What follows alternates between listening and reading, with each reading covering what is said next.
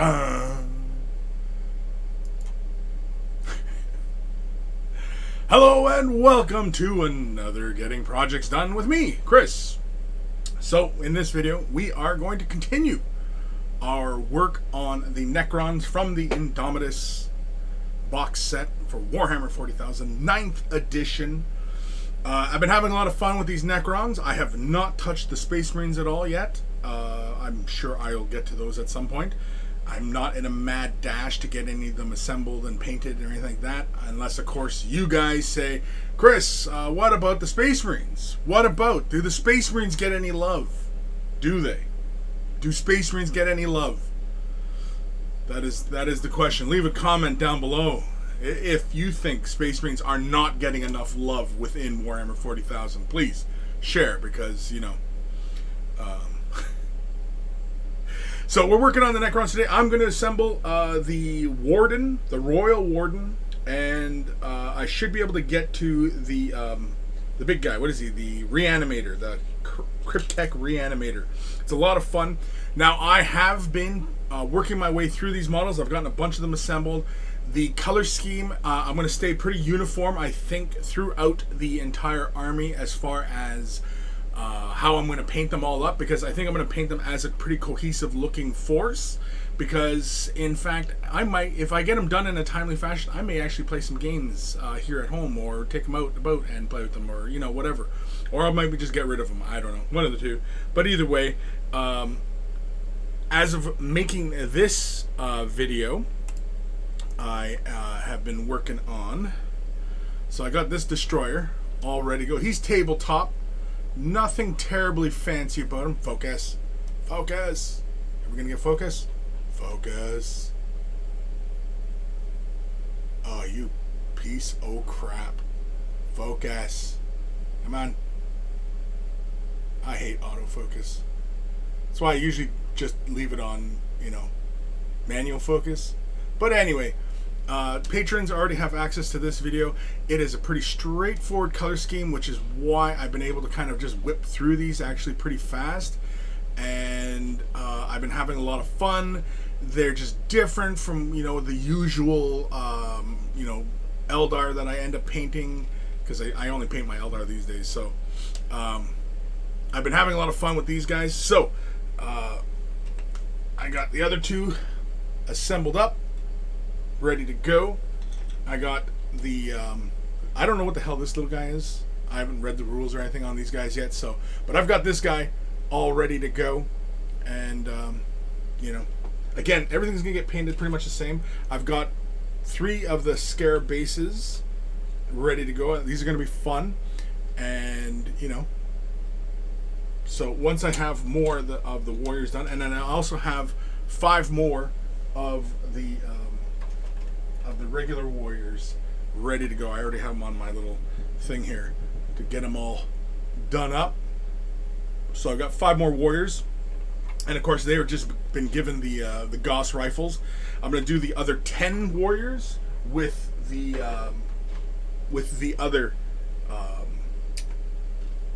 you know, the bang bang, the gun, whatever the hell that gun's called. So yeah, I'm just going to basically work through these guys. This episode is just going to be me assembling these kits and, you know, talking to you guys. So let's just get to work here. I'm going to put this sprue over here, so we don't need that one yet, because I'm going to work on the Warden.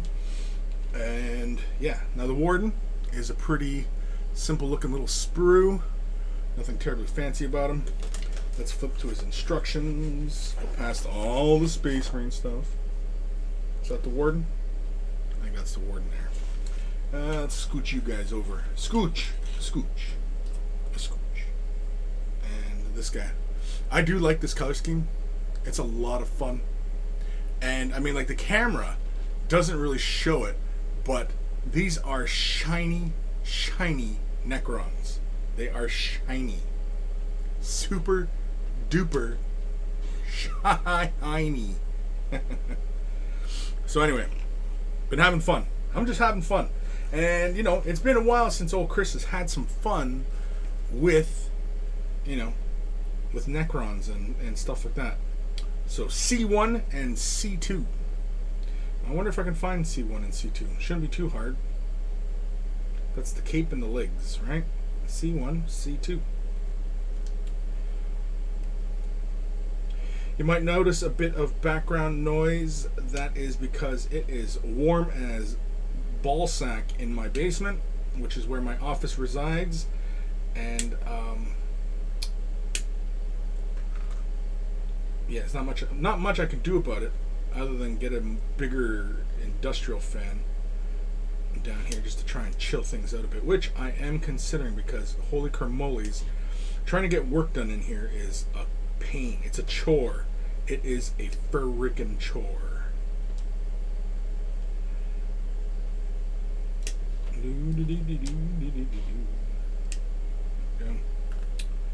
Alright. We click pretty good here. I like the little rock, little skull. That's pretty cool. This one here, though, I gotta get in a little closer. Maybe I should put my spectacles on. My spectacles.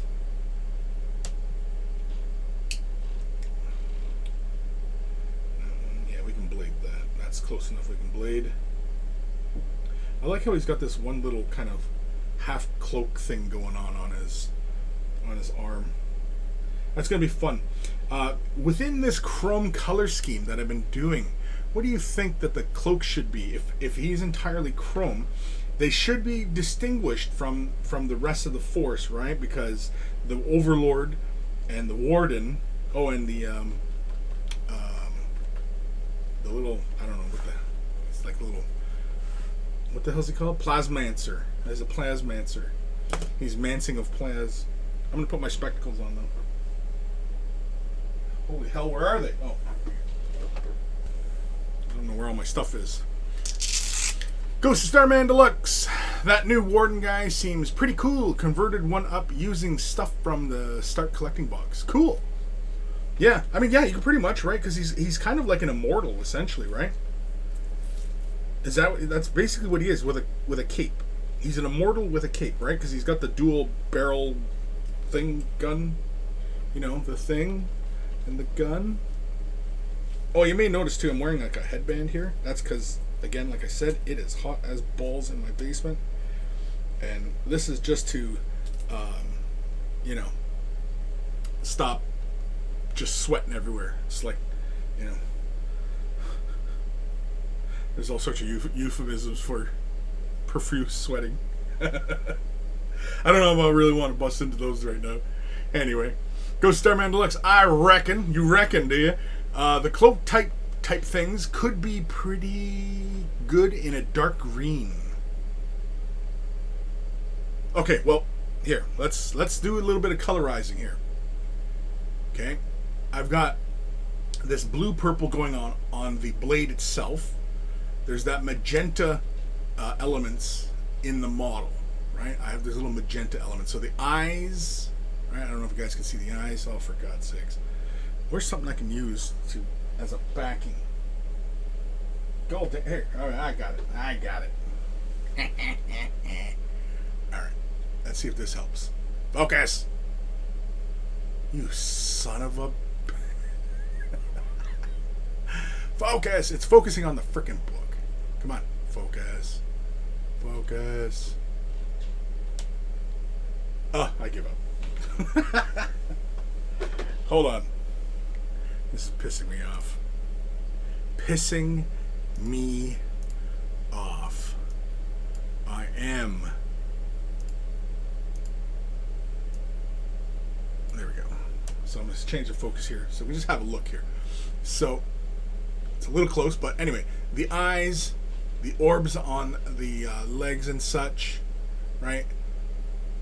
Those are all bright pink, magenta kind of thing, right? So we got this blue-purple going on, and we have this magenta. Now the magenta is the really kind of bright elements on the model.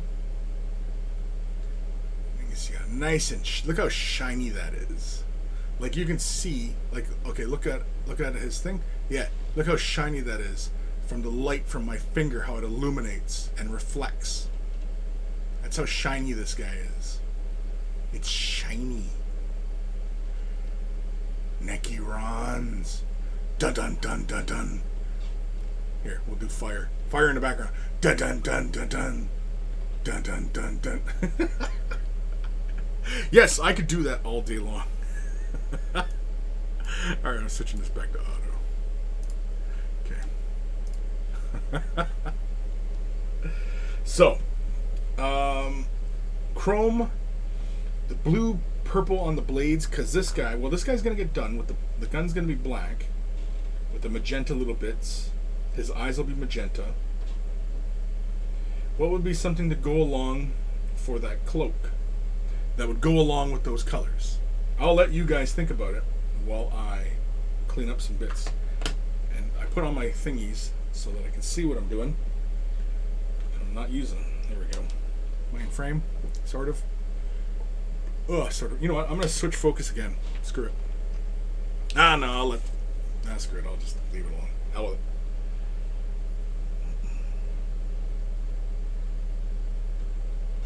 Am I cutting the right way? Yeah. I'm just making sure I'm cutting the right way here. I'm not cutting into any details or,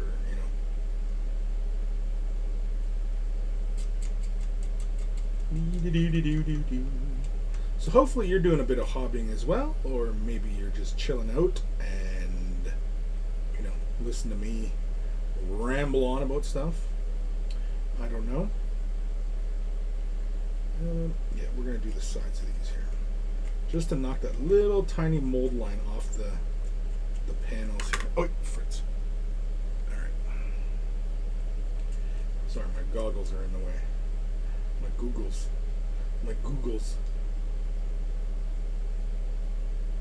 I'm just trying to, because this thing's loose, I'm just trying to secure it on my thumb so that I can apply a little bit of pressure. Just tiny amounts. Just trying to make that facing flat.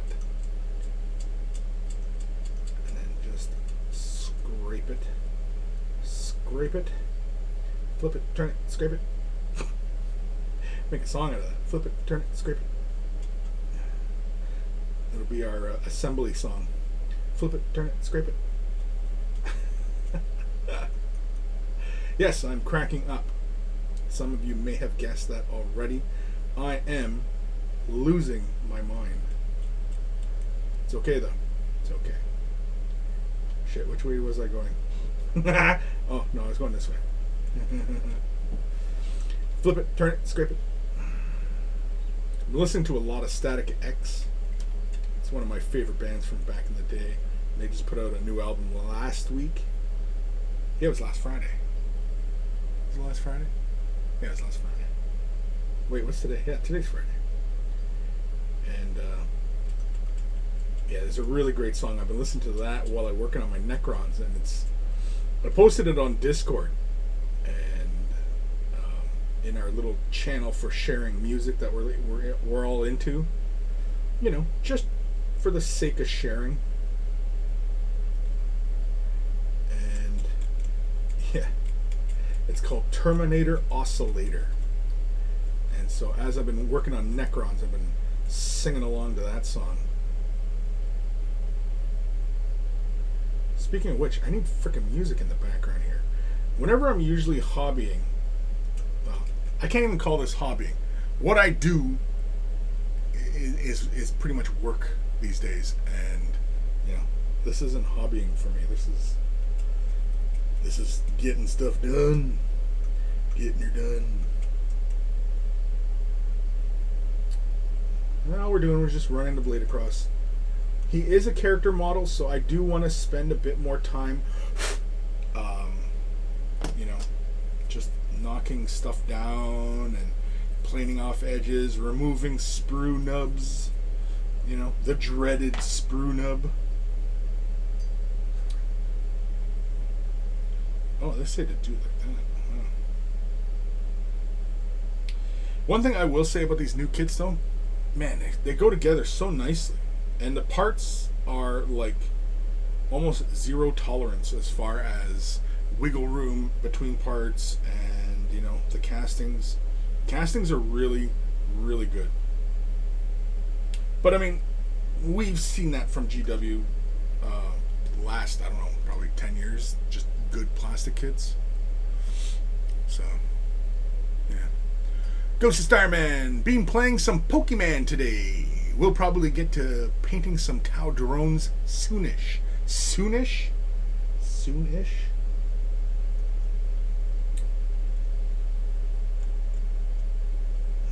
Did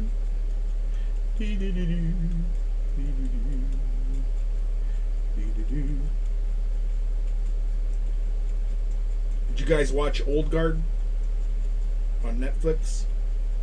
I was not familiar. I had no idea what the source material for that one was. I didn't know it was a comic book, graphic novel, short story, whatever. I went into it pretty cold as far as like knowing about the universe and everything like that. I enjoyed it. I thought it was pretty good.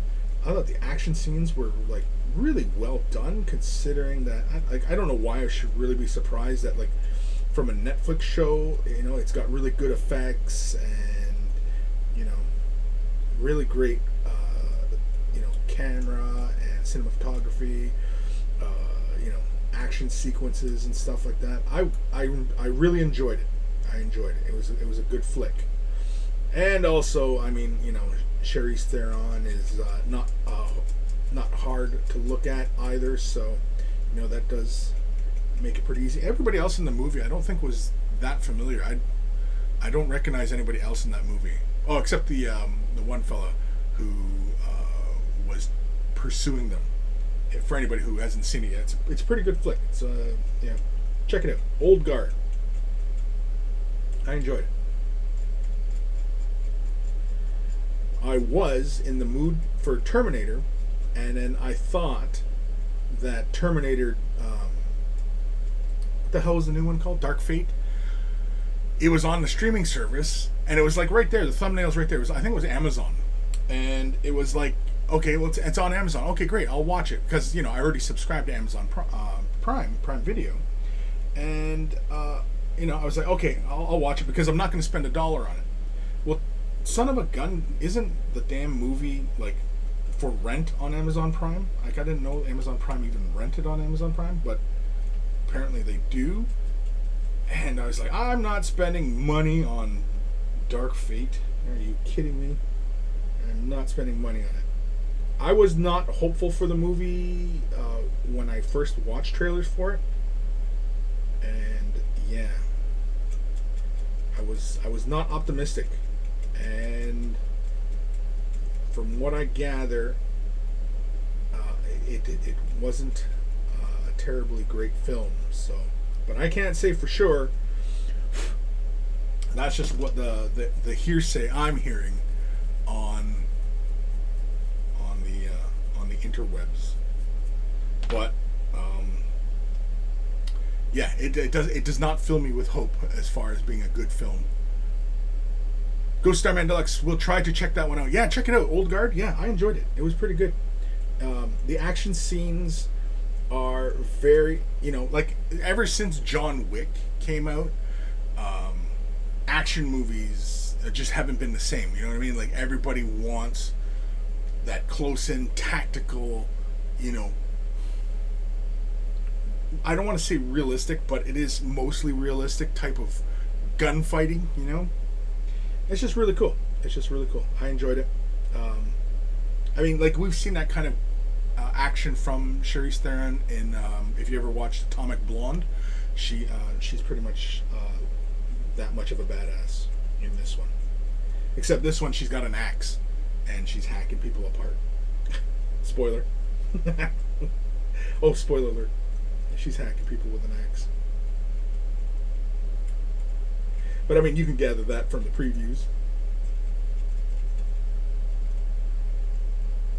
Now, some of you who don't really watch me too often, or are just brand new to tuning in, and you're wondering what my process is on cleaning a miniature, the previous getting projects done where I was assembling the Necron warriors, watch that video in its length. In fact, I'll leave a thing right there. That video, I talk in great detail as far as what my process is. So if you're curious about what my process is, that video I pretty much drone on about that one. So, and in fact, that entire 2-hour episode, I got one Necron warrior assembled. There are only 5 parts to assemble a Necron warrior, and I only got one assembled. So you can tell how much talking I was doing in that one. But this is pretty much my usual process. Even though I'm just doing like a tabletop finish to these models, it's still important, in my opinion, to clean them properly. Because no matter what, mold lines and stuff like that all over the miniature will take the viewer out of the experience. And especially because I am doing this chrome finish on them, mold lines you would see, they become very apparent, especially on this kind of surface. And also, I think it was one of the warriors, I had bladed one side a little too aggressively, and it made it kind of flat. And when I laid the chrome down, it looked very apparent that that was my mistake. And yeah, so, but I'm enjoying these, and I'm definitely going to stick with this color scheme amongst them all. Who knows what I'm going to do with them all if I continue on, if I basically make Necrons. I also had a bit of a dilemma because my display cabinets, it's just entirely Eldar. And I have these Necrons, and they look nice and pretty, and I want to have them under the lights, but I can't have Necrons mingling with my Eldar. In this day of tolerance. Can't have my Eldari mingling with Necrons. Are you kidding me?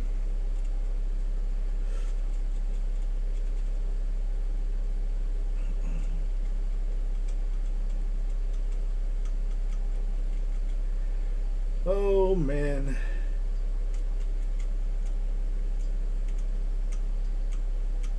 And some of these little things I like to make sure I get rid of. There's like this little like seam, it's a mold line, but I don't know if it's part of the casting or if it's deliberate. Like, I don't. Here, I'll bring this up on camera, screw it, because we're talking about it. I'll bring it up. Hold on.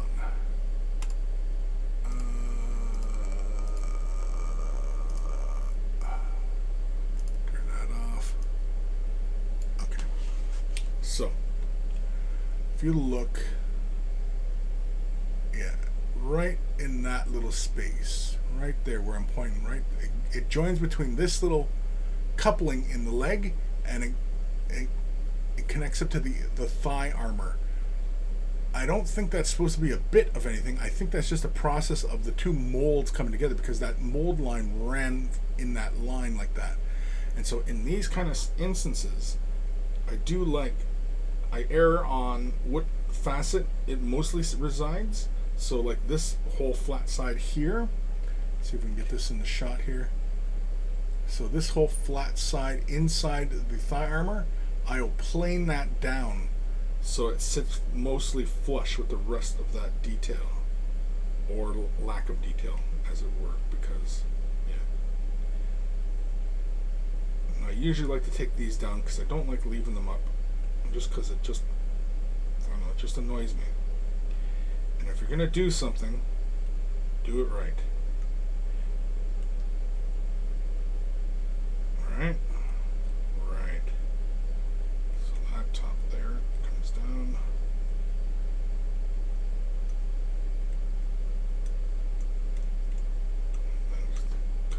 Flicks, just plane that off, just like so. Yeah. And like I said, it's good to take your time with these kind of kits. There, see, now that entire little strand is gone. Now, I think on the other leg it's there as well. Yeah, I was kind of starting to get rid of it here. You can kind of see it there. And it was the same kind of thing. It was joining this coupling to the thigh armor, and I just went in and just quickly removed it. But yeah, you can see now you don't, like, it looks a lot more continuous, right? There should be a gap there, and so I'm just going to go through and just clean up that little gap. And yeah, I know it is a lot of work, especially because our goal is only to bring these up to a tabletop finish. We're not looking to bring these up to a display standard, but that's fine, because it is good practice for anybody out there who has aspirations for, going to a tabletop standard, or a display standard of painting, of hobbying. Or maybe you're a commissioned painting service and you just want to display doing the absolute best job that you can do. And taking, your prep work to this level, well, yeah, like this is important. This is when Chris is talking about the fundamentals of hobbying and miniature painting. This is it. This is the fun. Oh, jeez, I just jabbed myself. This is it. This is the fundamentals I'm talking about.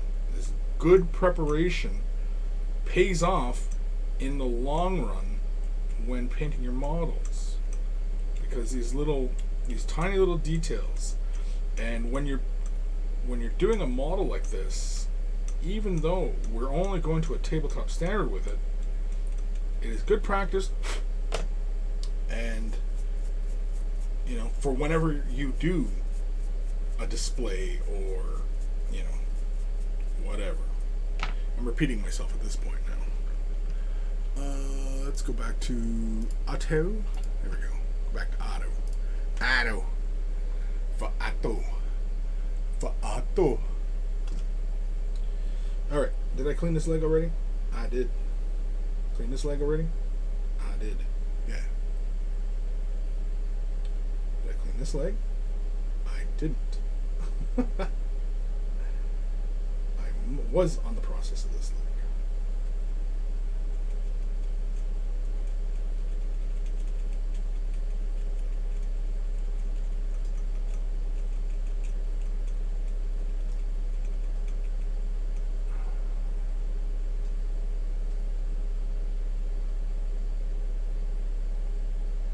Yeah, there's even one right here. Leads up into behind the knee joint. It's kind of annoying. Just gotta kind of carefully carve it out.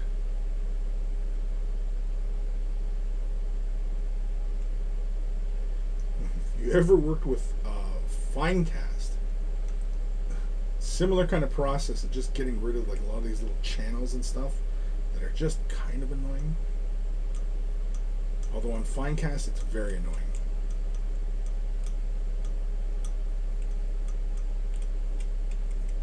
But I think that's the nature of the material.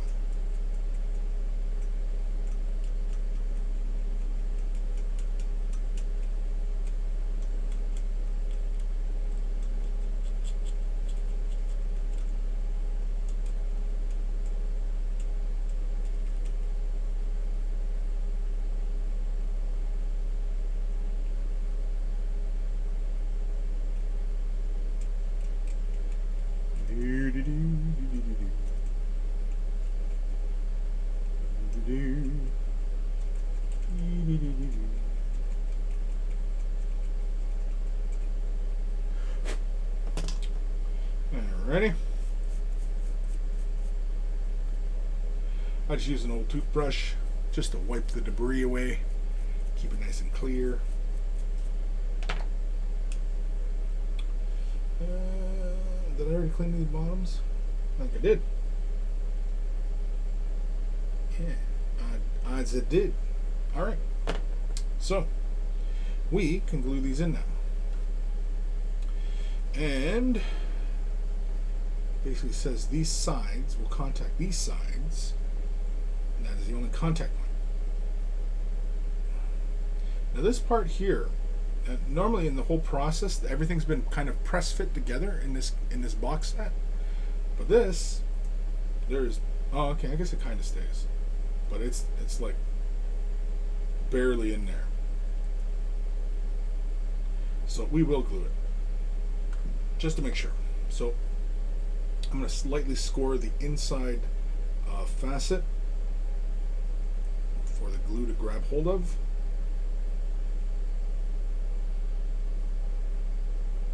Just a very light scoring, nothing too heavy.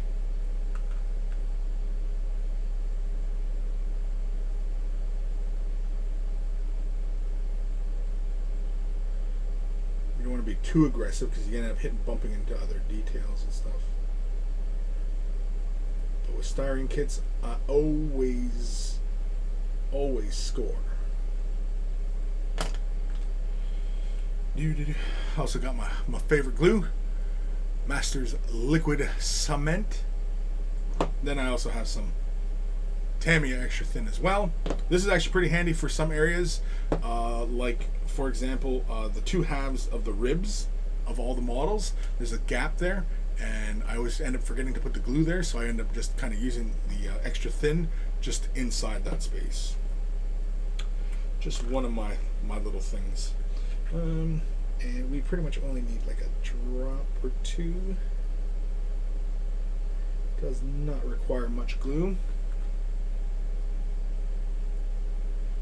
And a bang. Oop. There we go. Bang.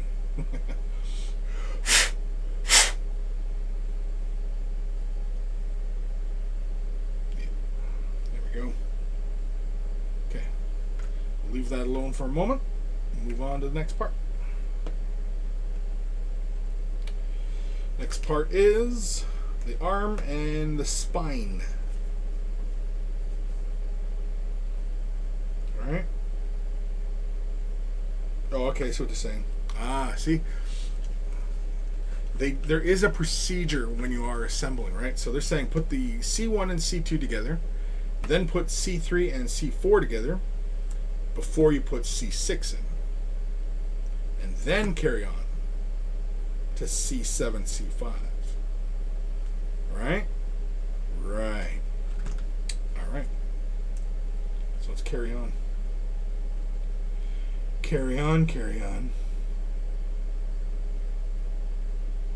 That's that bit and that bit. Oof. This is a fiddly bit. These thin little wires. Is that nub supposed to be there? There's a little nub on there. I don't know if you guys can see that or not. There's a little nub right on the wire, but I don't think it's supposed to be there. I think it's part of the channeling. I would assume.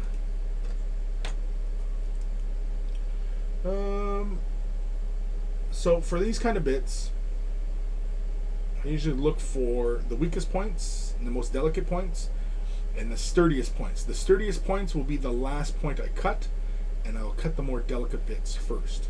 So like here, I'll cut this bit. If I can, I will try and cut it close to the bit, or I'll just leave a little nub so that I don't destroy a bit. Like here on the end of the spine, there's a little bit. This part on the spine I'll do like that. And then the little peg, I can just pretty much, yeah, this is inside, so I don't have to worry about it being too precise. But I do want to get it so it's nice and flush against that pin. So I'll do that. Was it C4? So I'll do the ends first here on this cloak.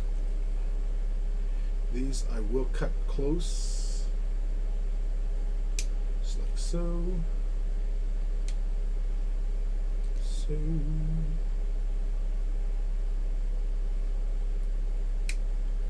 So, and these two bits, you can finish on either one. I'll just cut these ones for you first, since that plugs into the gun. Now the shoulder bit. See, it's really a really interesting looking shape, but it ends there. So, but I will cut most of that off, like this. Yeah, just so I can get a nice clean cut on that area. Cool. All right. So, cut that little nub off. The nub off. Cut this little nub off. Like so. And the spine. Cut this one off like so. This one, like so. There we go. That part's ready to be cleaned. This one here. We pretty much did all the cutting on it. So it's just this little spot here where this plugs into the body. So we're going to cut this flush right to there. Yep. There we go. Ready to go. Just making sure that's still seated properly. Wait. All right. We'll clean the spinal bit first.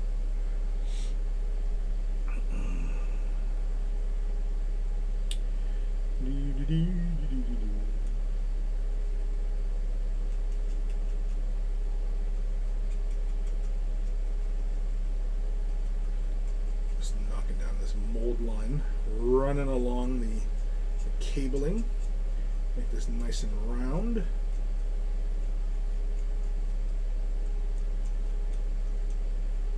Just like so.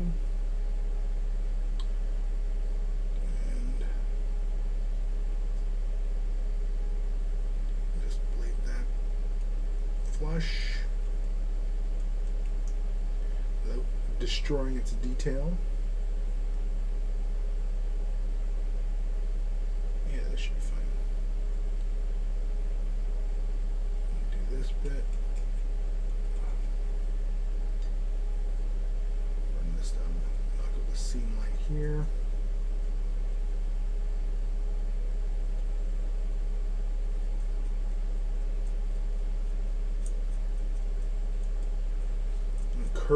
Curved bits like this, I always try and change the angle of the blade running along the surface. I'm not applying a heavy amount of pressure, if any at all. It's just to knock down that mold line. Oh wait, can you guys see this? Yeah, you guys can see this.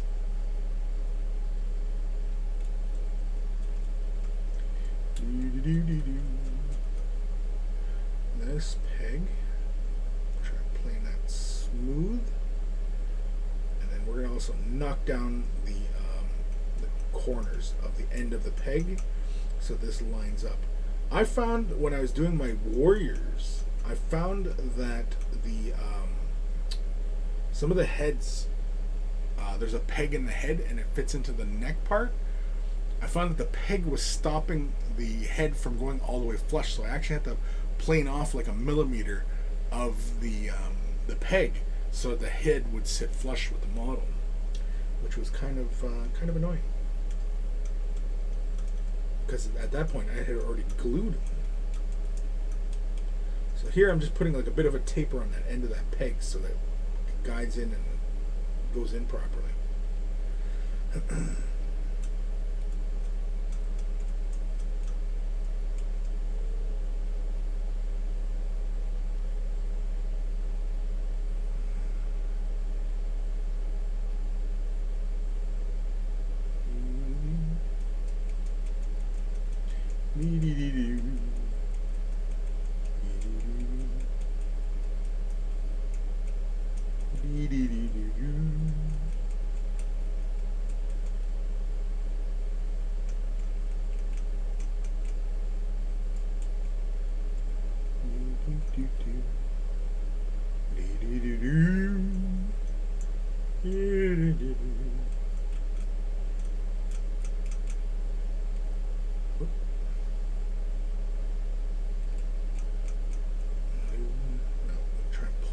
Oh, jeez, I jabbed myself.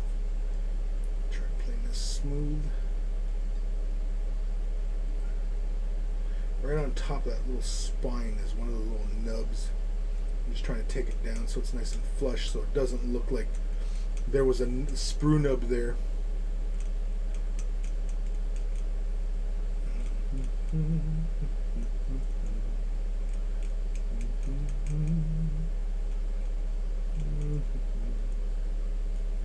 And that's it for this bit. Yeah. Just knock off the debris. There we go. That's a spine. This is the gun arm. Gun arm? Gun arm. Gun arm. Heretic Scott, hey dudes. Twitch alert said way of the brush, and had one of those moments again where I thought I'd skip the whole day. Well, yeah, because I don't bother changing that little alert message, so yeah, it'll say way of the brush because I can't be bothered. I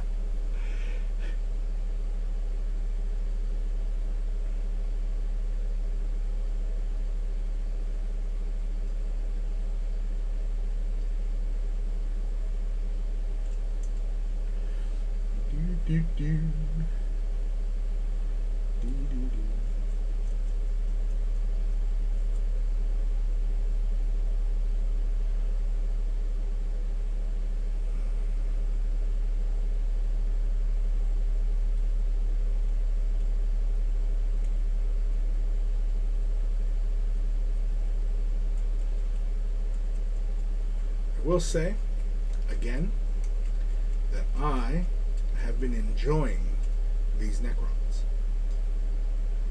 These have been a lot of fun.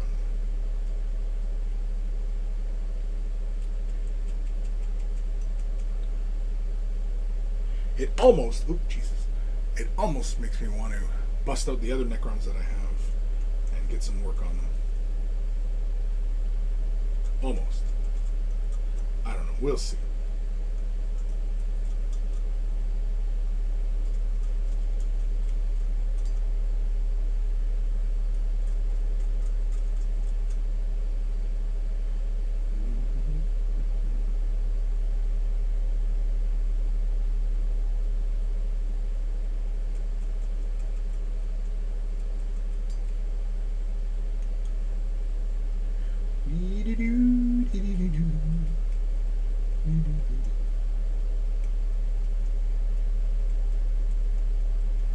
I know this is terribly exciting stuff, but if I had some tunes running, I'd be a happy guy.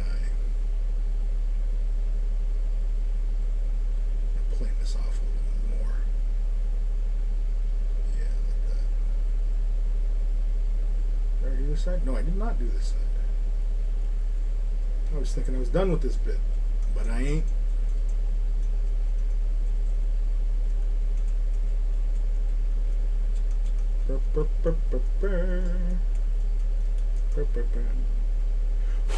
Alright. Let's give it a quick little dusting off of parts. Make sure those little wheel nuts are knocked off. Alright. Next phase. Now this probably can just fit right through. Alright. Right. Is it? Doesn't feel like it is.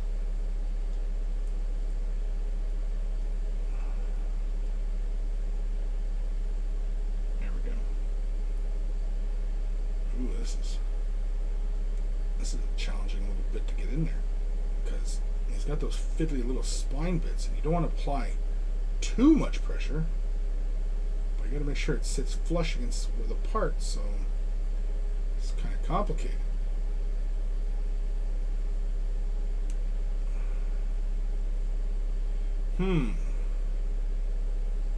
I should have planned a little bit more off the peg. I'm thinking, or I can pull the peg. I might end up ruining the peg though if I apply too much pressure. See if I can do that. Use a small little pair of grips. Oh, shit. Let's see.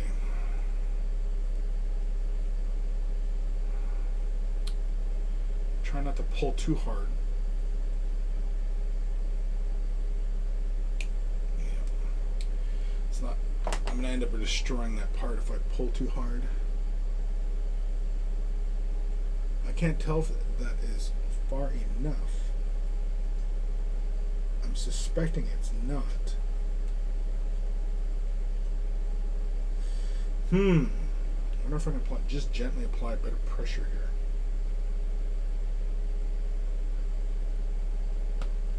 Yeah, there we go.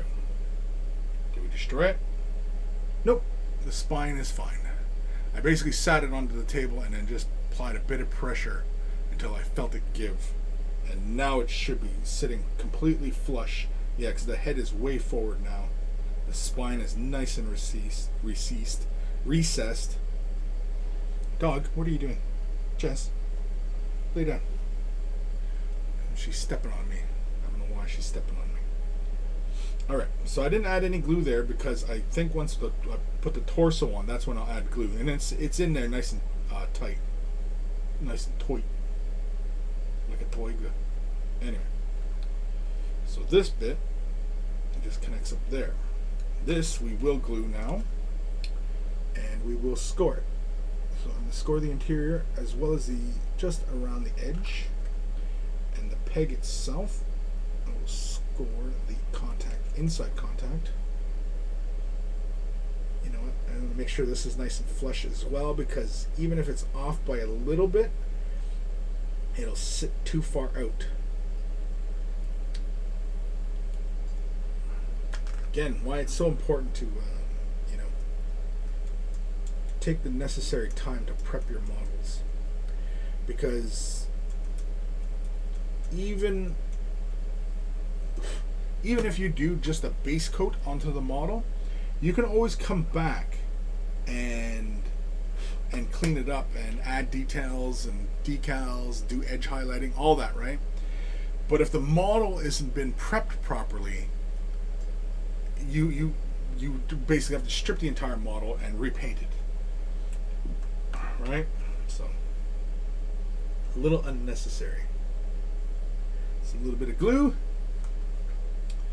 And this plugs right in. That's it.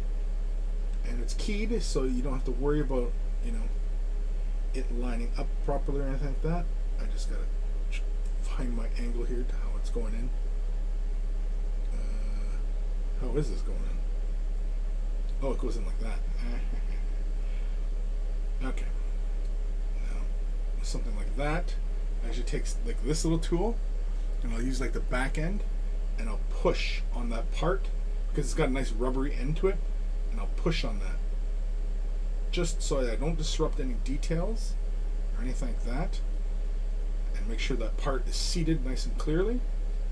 And here you can see the parts do line up. The wing, like the three feather, whatever the hell this is, line up there. I'm not going to use this glue to do that because this would end up applying too much, and so this is an instance where I'll use the extra thin Tamiya stuff just to glue on that contact point where these things, like a little strand, lines up like so, and that's it.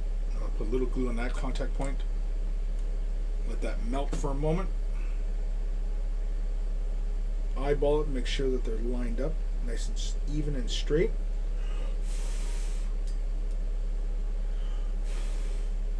And that be it. Yeah, look at that. Very, very cool. Okay,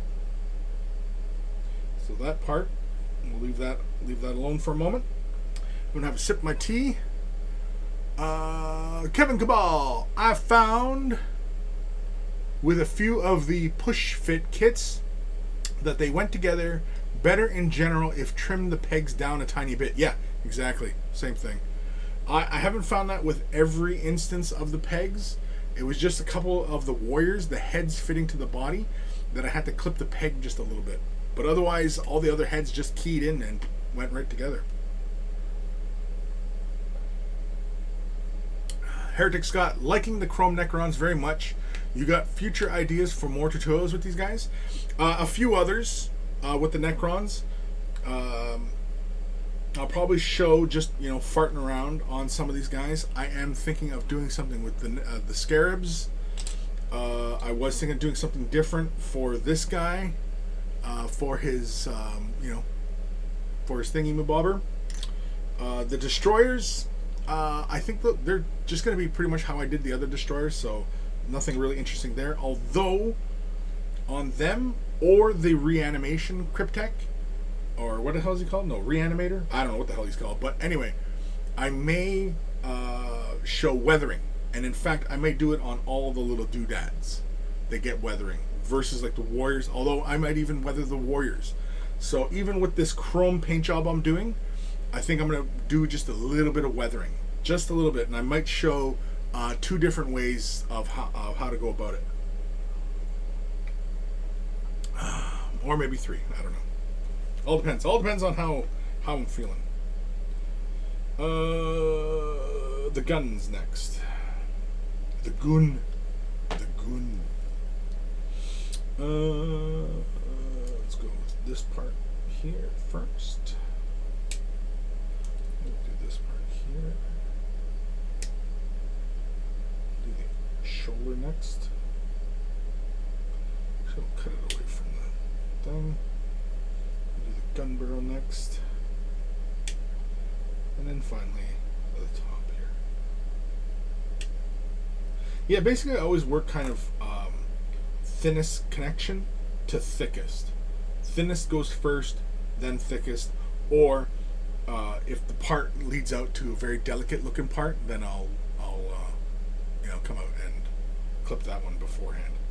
But usually the thickest part that connects up to the model or to the bit is usually the last thing I cut. And there's still a little bit of nub here, so we'll just carefully come in and snip that off.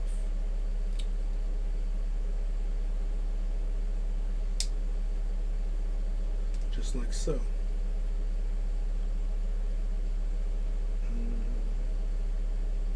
No other nubs, not really. So, time to blade it. I like this dude though. He's pretty cool.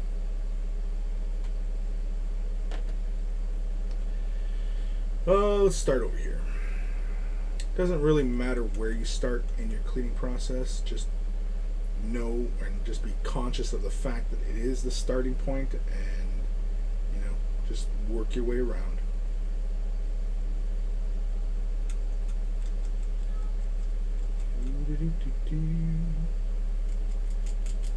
Just trying to plane this down nice and smooth where that little nub was.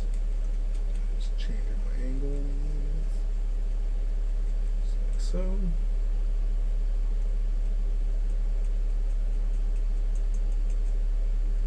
So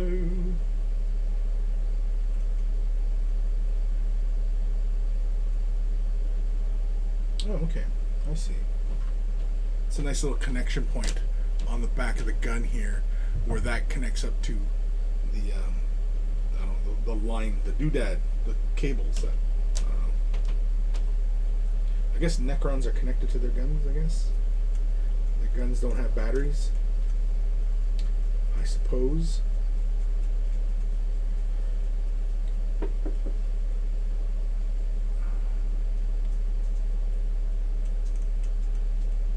Just cleaning these little coils out real quick.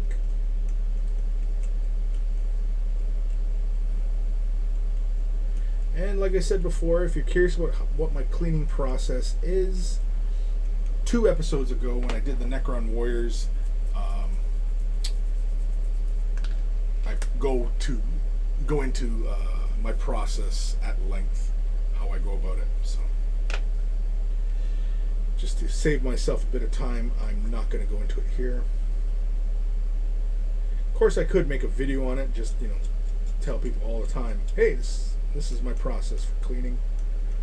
I might do it anyway. Now, am I saying that my process is the correct way of doing things? No. It's the way I've done things for many years. I have the process down. It does take a bit, but when you're hobbying and stuff like that, you should be taking your time and enjoying yourself anyway, right? So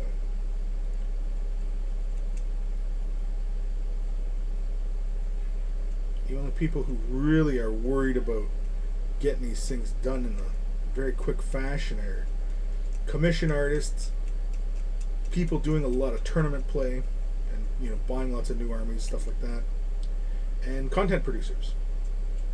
So you'd think that I would want to get these done pretty quickly, but I'm not worried about it. And I've been enjoying this box set, and making videos for it. But I would like to get back to some other projects that are on my table, namely getting back to my Necromunda. My Necromunda has been neglected. I have the Dark Uprising box set, and I haven't even started on assembling the terrain for it or anything like that. Plus, too, I've been waiting for those tiles to come back. Well, I mean, I see in UK that they're already back up for order. But I'm waiting for them to come back, to order in Canada, and they haven't yet. It's annoying. Feeling a little bit of nerd rage over that. But I'll get over it. I'll get over it.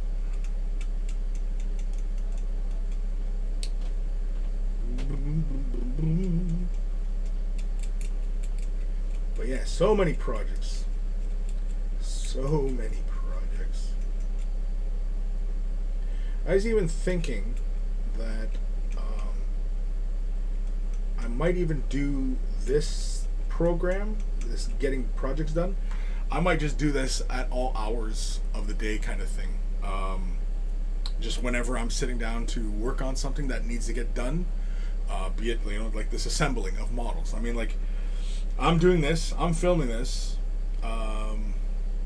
that's what this is all about, getting projects done, right? So it might be on a Monday night, Wednesday morning, you know what I mean? Like, who knows what time of day, where I'm assembling or I'm doing a bunch of base coding or, stuff like that, right? And so I might just stream whenever and whenever, right?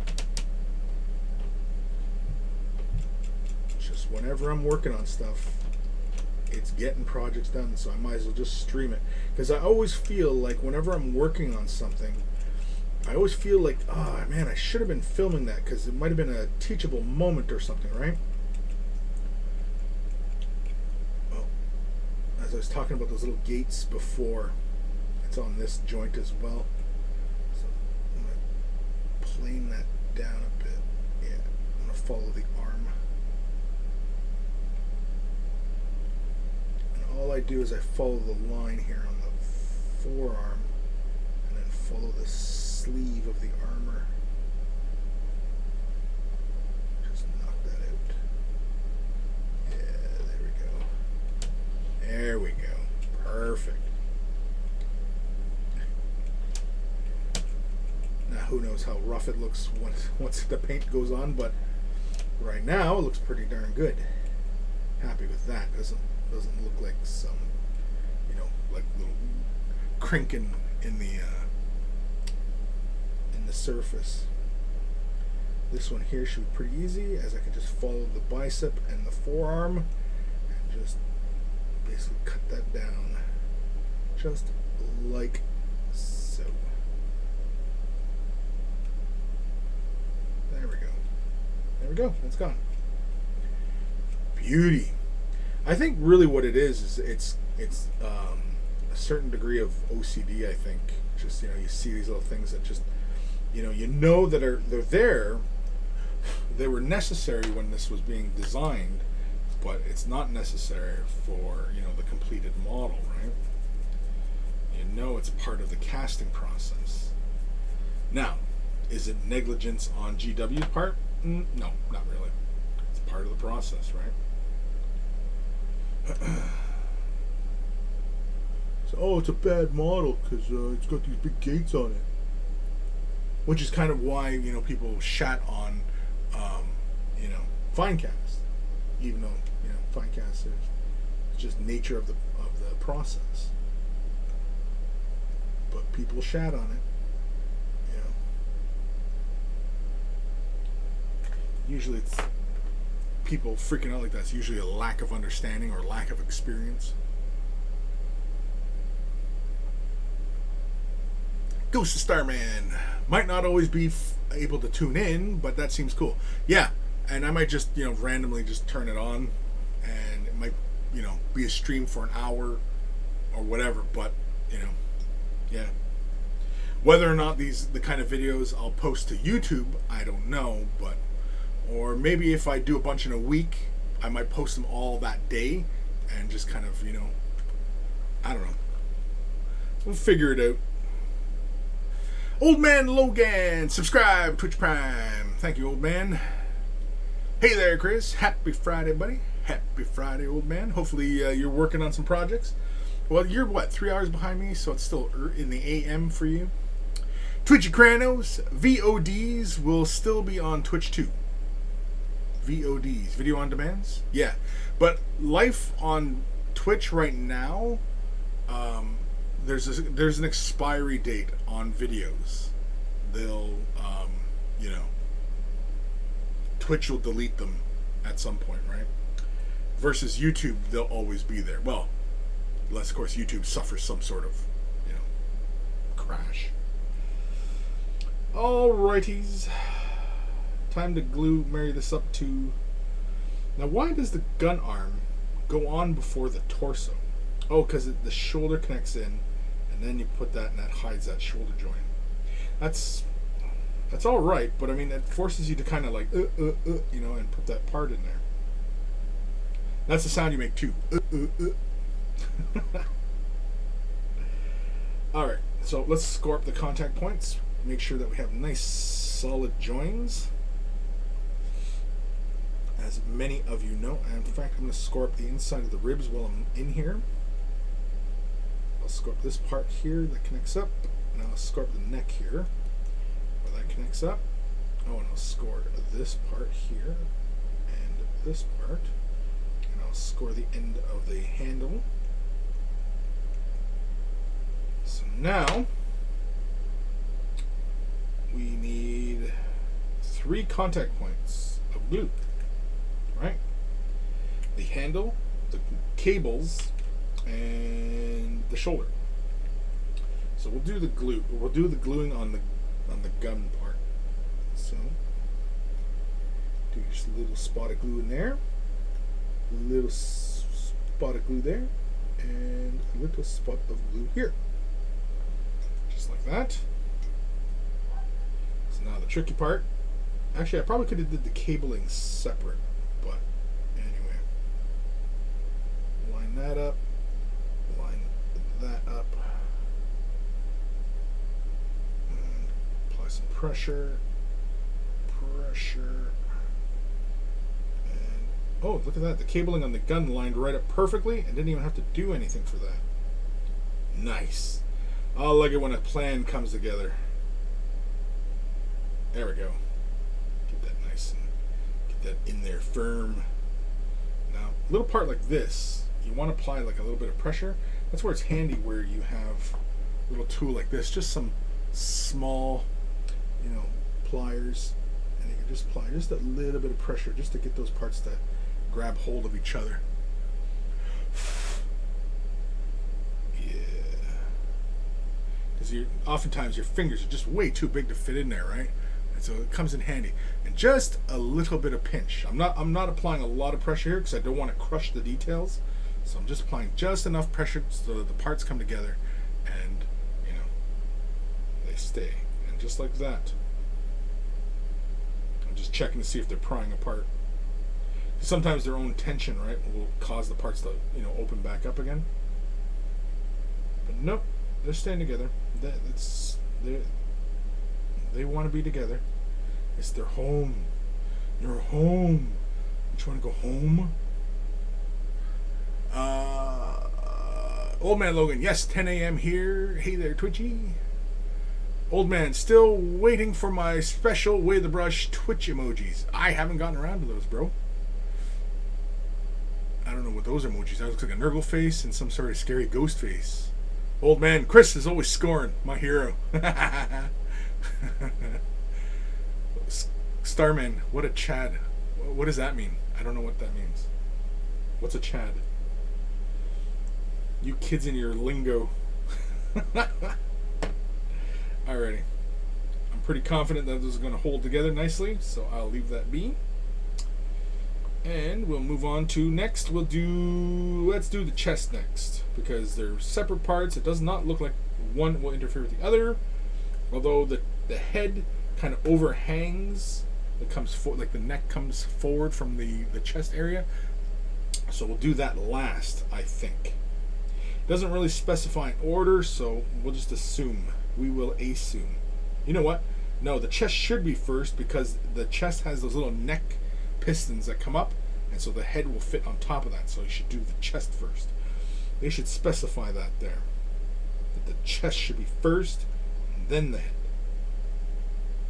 I think they're just assuming people are going to figure that out for themselves. Alright. Cut these pretty close. Screw it. We'll cut them further away, just to make sure.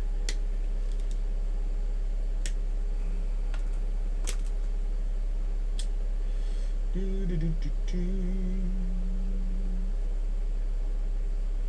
and match the angle of the surface. Give it a turn. Just a slight turn. When I say a turn, just a slight turn. Like 20-degree kind of turn. Just a slight. Just so you're not pinching the plastic and then causing like a dimple.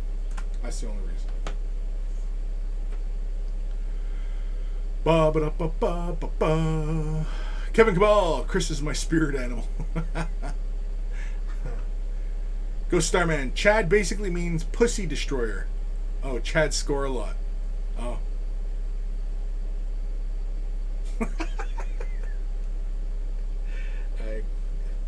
See, I'm not on the internet enough that, because obviously scoring, right? I'm busy. I'm a busy man. And that's one my children did not fill me in on. Dad, you're such a Chad. Yeah, like I'm sure they're going to say something like that, right? What kid would say that to their parent?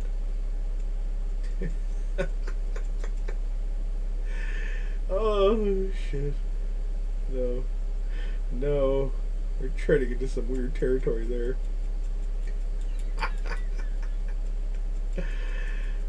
I suppose that if, like, the dad was recently separated, divorced, widowed, whatever, right? And he was putting himself back on the market. I guess? I don't know. Alright. Scoring the inside of the ribs here. And also this little peg that these little parts connect up to. Getting the blade inside, just scoring up that surface. Basically just allowing it so that, more of that glue will reside in there. I'm wondering if I could just push fit this and then just use the ultra thin or extra thin. You know what? No, I'll just glue the contact point here. I'll glue the peg. No, I'll glue inside the peg. I'll just glue inside here, and I'll use the extra thin on the ribs.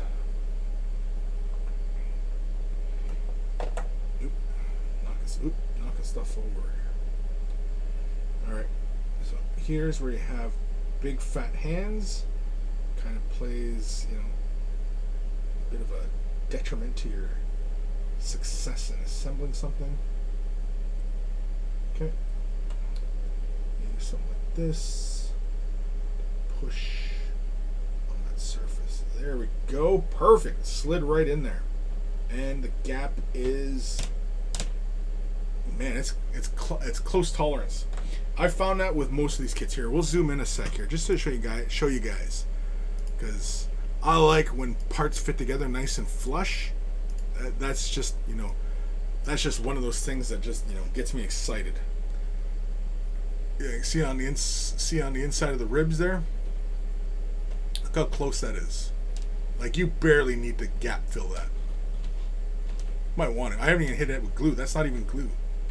You can't even see that side. It's a shadow. But yeah, I like that. That's my favorite kind of modeling right there. So when that kind of stuff just comes together really nicely.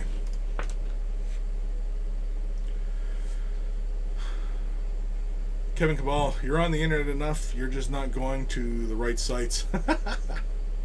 Ghost of Starman. Valid point, Chris. Twitchy. I know some kids who would.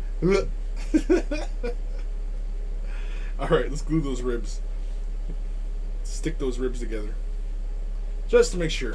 I mean, the part is like, the tolerances are really, really good. But yeah. And where? Right there. There we go. That's it. And for some of you out there, if you're not, if you don't have a bottle of this stuff around, I really like this stuff because it's got a nice, fine little brush applicator. Really, really fine. It's really good stuff.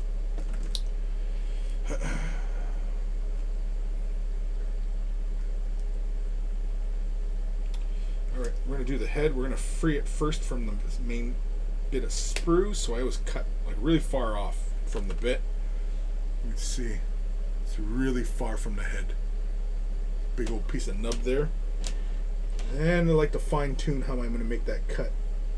And yeah, I'm going to make it right there.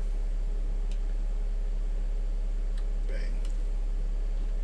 Now just clear that nub. Clearing nubs. Getting her done. Getting her done.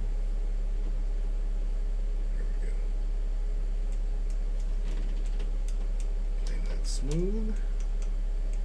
And that is it. That is all. That's all you gotta do. All you gotta do. Let's score the back of the head. We already scored the neck. Oops. Yeah, we already scored the neck. So, hopefully this fits on perfectly. Because that'd be annoying if it didn't. Now, is it keyed? It is keyed. There is a key on it. Kind of. Sorta. Not really. Anyway. So we're just going to throw a little glue into the socket of the head. Just a bit, not much. Like that much. Slide this into place. Hopefully the peg isn't too long. Shouldn't be. Oh, perfect. Perfect. That fit together nicely. It actually stressed that connector, that piston that runs up to the head. It stressed it down near the shoulder. I don't know if you can see it on camera there, but it stressed the plastic a bit. I don't know why that was. It seems to be connected up properly. No, it isn't. It isn't. It is not. Uh-oh. Is it supposed to be angled? Turned? What's going on here? There's a gap there in the head. I'm not happy. Okay. So, real fast, we are going to pull that off. And we're going to clip that peg on that neck. That's annoying as hell. Just a little bit. And I'm going to reapply a little bit of glue because we basically knocked out where that was.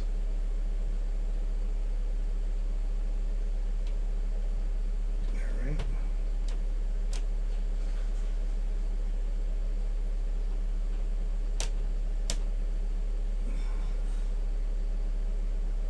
What the F?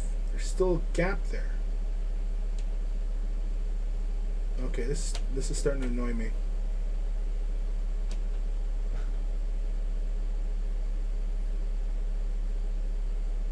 The head shouldn't have connected in first. The torso is lined up properly. But the head looks like it should have a turn to it, but the pistons are not lining up properly.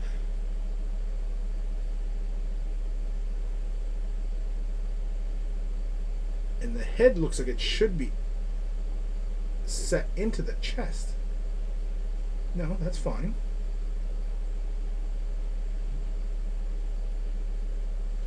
I don't know what's going on. This is all very annoying. No. It feels like it wants to pop off. See, there's this gigantic ass gap right in the back. Oh, for God's sakes. Hold on. I don't know if I have time to dick around like this because the glue is curing. And so, but anyway, I want to show you guys because see, there's a big gap right behind the head here. And you can see that piston on the neck is stressing. Why is it stressing? Do I not have this in properly?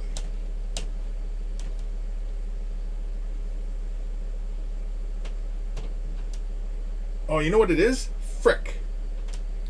On the top of the head, there's a little seam line. You can see that little seam line? That's what that is. Okay. So, really fast here. I'm just going to plane that off. Yeah. There we go. The plastic's really getting soft. The peg is actually really soft.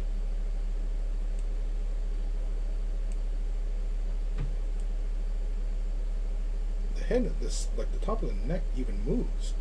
Do I even have that in properly? Shit, where'd the head go? Oh, there it is. Jeez, I thought I lost the head.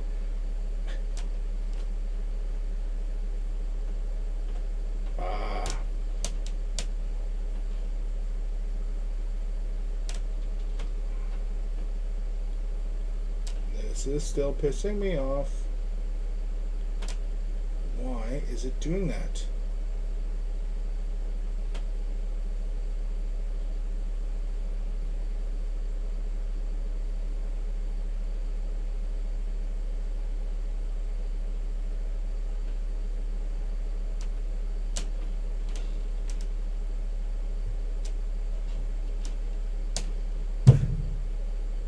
Yeah, it's those little pistons that are forcing the head forward. Why would the pistons move the head forward? Because the pistons are in behind the head, right?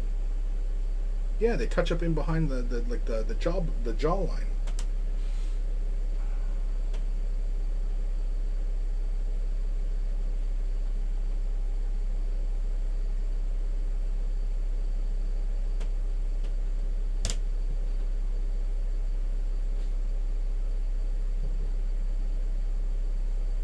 I'm gonna use some extra thin here. I'm just gonna fix this. Twitchy, correct head for the body? Yeah, it was all one sprue is what this was. Hold on here. Yeah, it's all in one sprue. No, it's something about the torso. Like the ribs fitting to the torso is fine, but I think it's the way the spine, but the gun and the arm lined up properly. Everything lined up properly. It is just the way this head is sitting. I don't know why it's sitting so weird.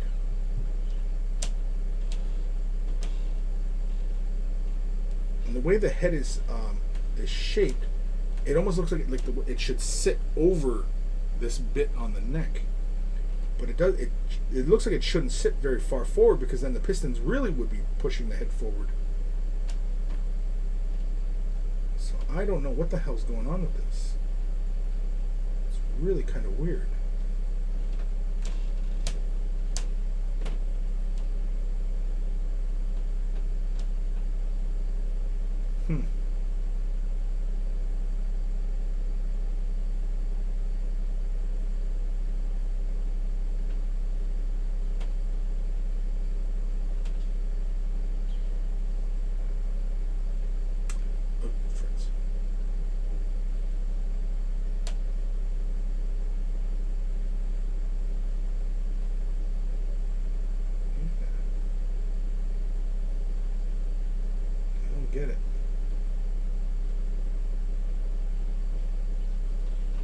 almost like the pistons are forcing the head forward.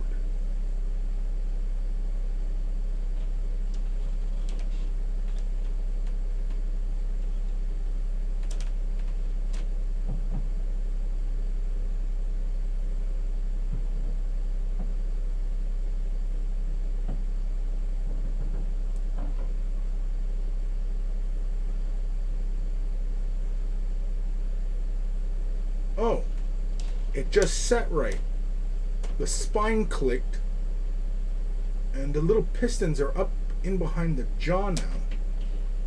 Nope, now it's moved again. What the frick is going on? I don't know. Okay, where are these pistons supposed to be going?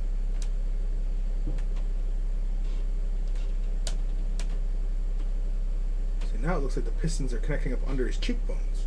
But I don't think that's how they're supposed to go. They're supposed to be behind his head. Oh, stupid Necrons.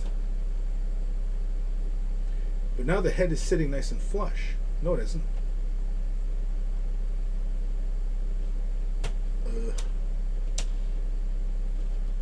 Getting annoyed. See, this side looks fine, but this side, you can see a big frickin' gap. And his head is facing forward properly.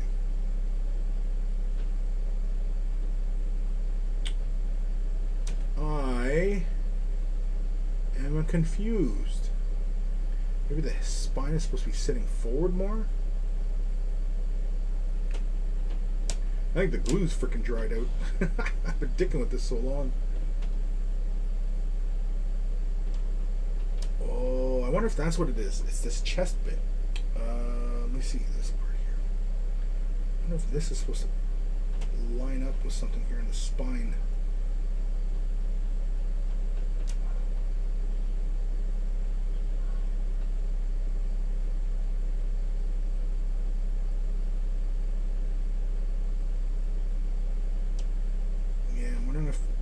What it was.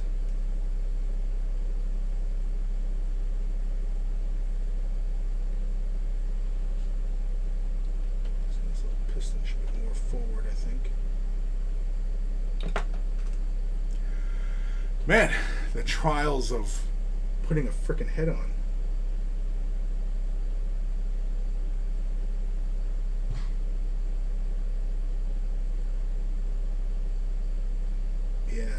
Sitting better now. Better, not awesome. I'll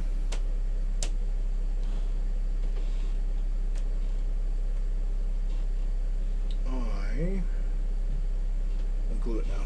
Screw it.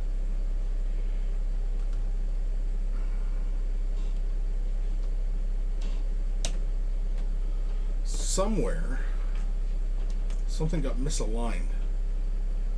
Oi.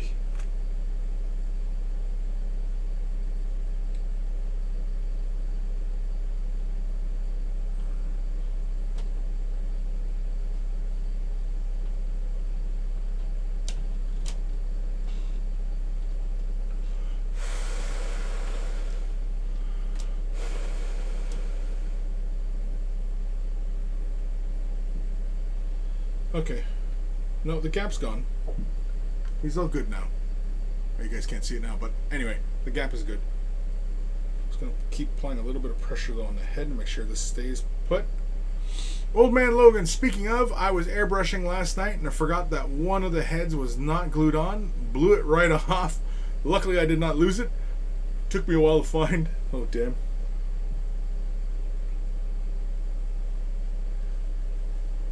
Oh no, it's upside down. No, I'm just kidding. Glued the head on with the jaw up.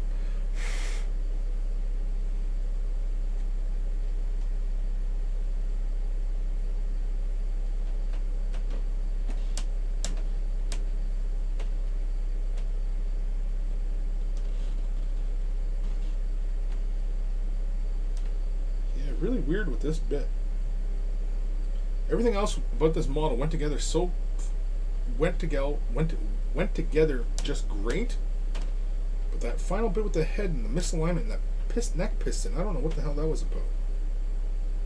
because everything else matched up, like up on the collar and the ribs, everything lined up properly. Maybe the top of the spine wasn't lined up, but it looks even.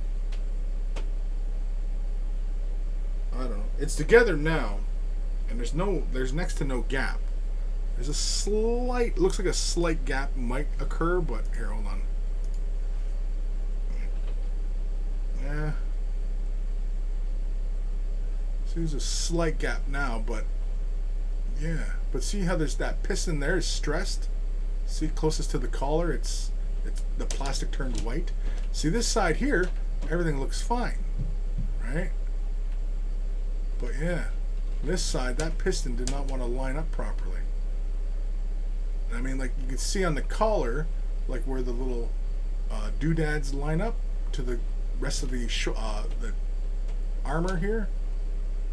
See, that all lines up fine. And the ribs, you can see the gap between the ribs. The ribs there's like next to no gap, right? So you know all these parts are meeting up flush. So I don't know why that would do that. This guy's going to be fun, though, in the chrome color scheme. It's going to be fun. Fun, fun, fun. And fun is fun. Alrighty. Let's cover that glue back up. Okay, so this guy's done. I'm going to grab one of my little skewers. One of these little dooders here. I like these. They got the little rubber caps on them. Not to, pinch too hard. There we go. I just kind of like to give it a little pull just to make sure that's not going to pop off, because I've had parts grab on and then go flying right off because the tension just pops them right out. Yeah. Yeah, that feels pretty good. Yeah. All right. So he's going to go on the little prep stand here. And next thing's next. Take a sip of tea. What time we at here? Oh, half an hour. We got half an hour to get this big guy assembled. Alright, a bit of sprue. Don't need that. Although I like to double check the sprue to make sure there's no other odds and optional bits or anything like that. I don't see anything. No. So, that goes in the garbage. Let's get the big sprue out. Alright. Alrighty. Let's get this guy out. And let's have a look. Where is his assembly? Okay. We got these little dudes on that sprue. Now he doesn't look too complicated, so he should go together pretty good. Damn, he's only what, 1, 2, 3, 4, 5, 6, 7, 8. 8 parts for this big guy. Sweet. Excited about that. Let's do it. H3132. Good God, it's going to have me looking all over the place for these parts now. Was it 3132? 31. That's 31. That's 32, right? That's the 2 bits. It's 32. It's 32. I mean, any fool could have looked at these and said, "Hey, Chris, that's the same parts, man." But, I'm just making sure. I don't want to get ahead of myself. Alright. I'm just having a look where I need to clear off first. Looks like I'm going to do these little bits here first.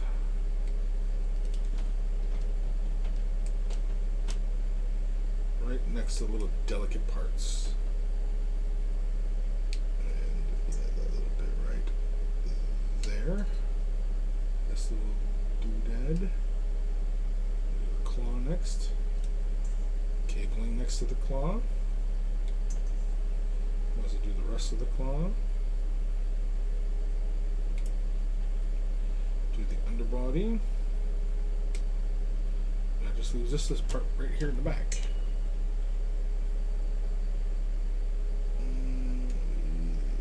The part's kind of hard to get at, so I'm going to clear the nub.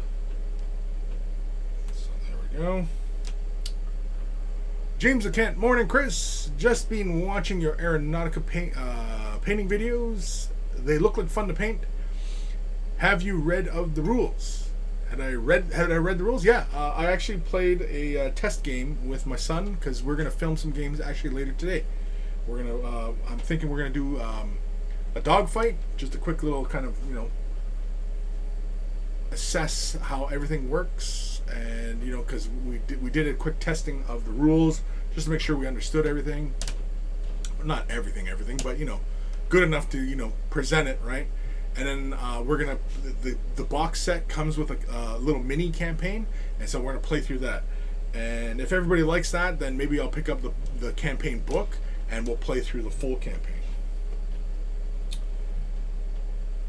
Now Alex, my son, has really been enjoying it. So he had a lot of fun. He's actually now kind of looking at X-Wing, because in his preparation of playing this, he was seeing that it was being compared to X-Wing quite a bit, and so and of course he's a fan of Star Wars just like I am, and have to check it out now. Is that everything? That's everything. All right, cleaning those parts off. Carry on. James Kent, cool. Definitely makes me fancy trying it. Yeah, I liked it. I never really played much X-Wing. Watched more of it, obviously, but it always seemed like a lot of fun. And Armada was another one that I was interested in as well. And Aeronautica looked like a lot of fun as well. And what I like is that it's a pretty easy system for determining ranges, which I like, because basically you just count hexagons, and if you're within that range of hexagons, you're in, and if you're not, you're not, right? So if you whatever square or whatever hex the plane's at, that's what range it's at, right? It's pretty simple, straightforward. There's like there's no ambiguities as far as, well, am I in this range, am I in that range? And whereas X-Wing is free flowing, is where everything can go, but the rulers determine if you're in range or not. But then you still kind of get into the situations, well, does the ruler corner just touch the base? And and so I'm sure there are conventions for that as far as how to treat those instances, but I don't know those rules well enough to talk about them intelligently. But yeah, anyway, I do like this big Orby doodad in the center of it. That's kind of cool. James Kent, yeah, I never did X-Wing, but have played a fair bit of Gaslands, which apparently is very similar. Yeah.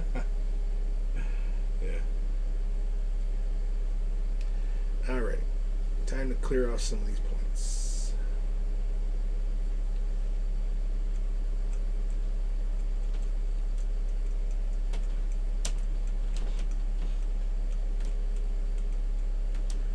I think a lot of this is obscured, but I still will clear it off just in case and just for completion. And of course, the more you do something, the better you become at it. So even if it is something in the model that might be obscured or gets covered over or it's inside the model, whatever, still take the time to clean it, just because again, you might learn something new about the way the plastic feels under the blade, or something along those lines, right? So, and again, when you're cleaning a model and you're prepping it, I mean, there's no harm in taking your time. You want to get good at something, take your time, right?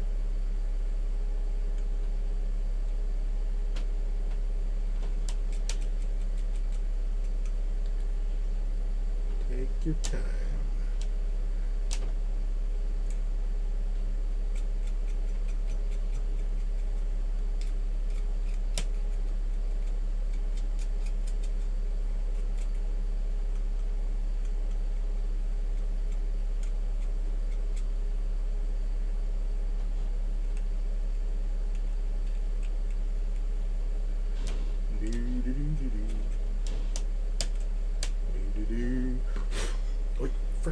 bumping the damn camera with my lenses.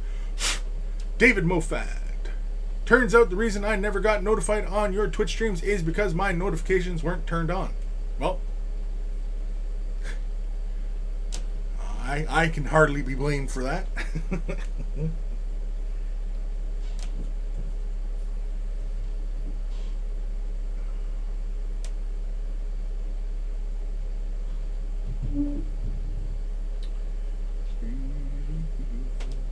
Go.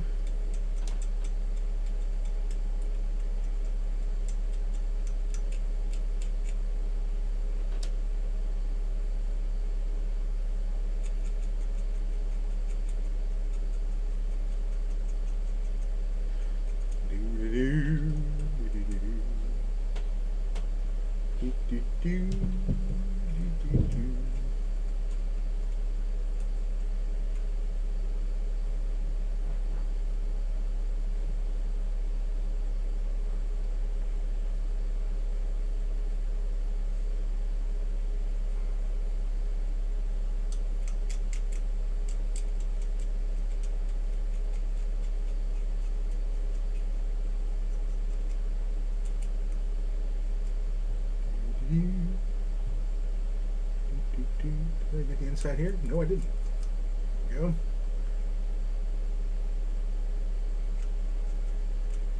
I like too that the little corners of the bits are kind of knocked off, so that even if you mess up and you kind of notch a corner or whatever, it'll fit with the model because little corners on parts are kind of notched, and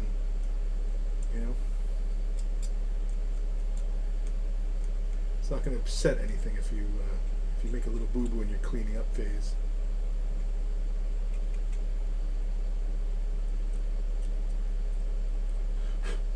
All right.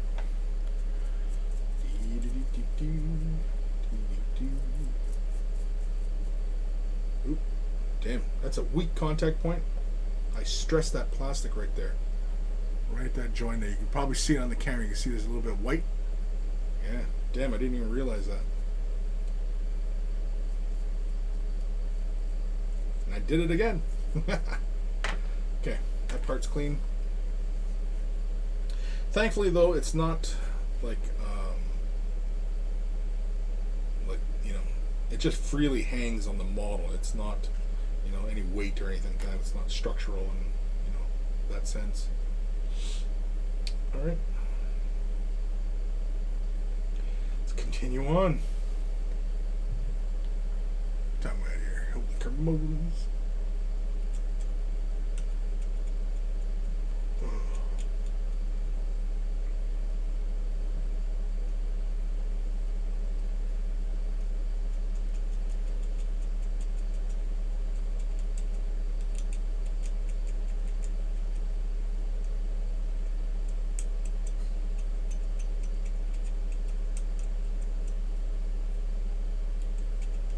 Things like the orbs, you definitely want to,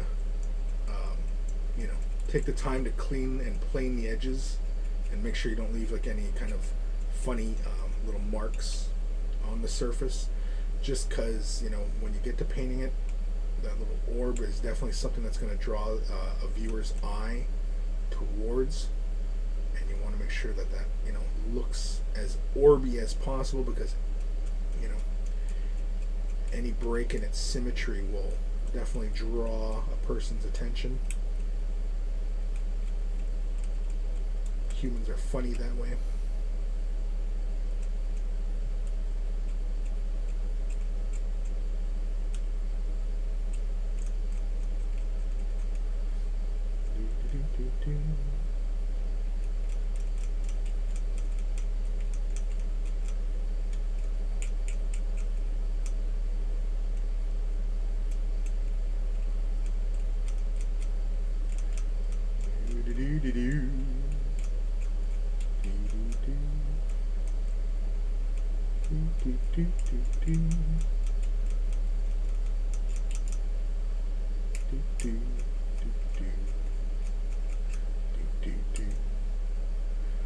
This is where a little nub was.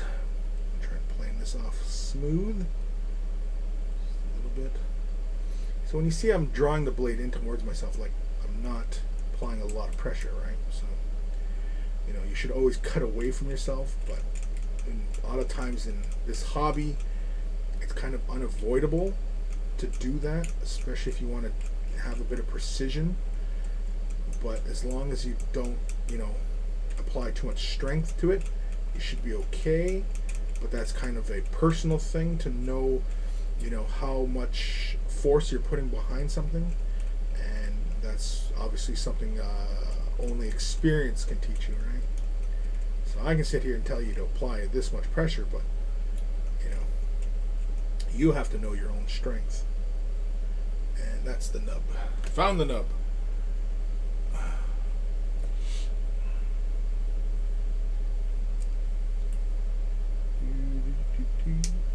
There we go.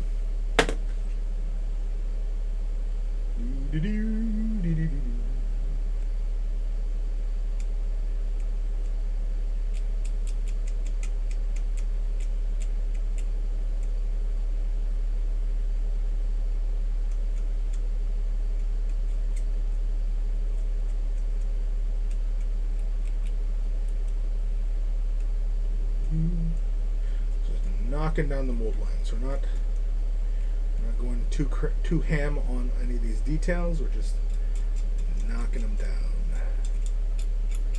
trying to make them as smooth as possible.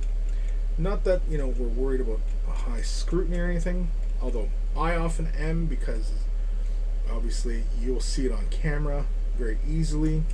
If I don't knock down mold lines, drill out barrels, or, you know, fill gaps or anything like that, obviously it becomes very apparent. And of course, people viewing the video will be all over it. Well, you didn't do this, Chris. You didn't do this, Chris. Oh, you didn't do this. Oh, you forgot about this, Chris. You know what? You're right. I did.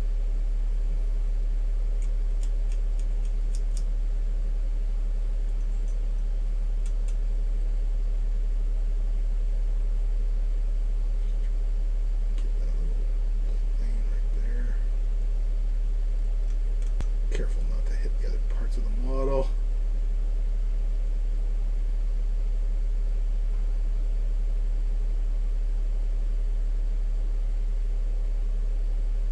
There we go. Whew.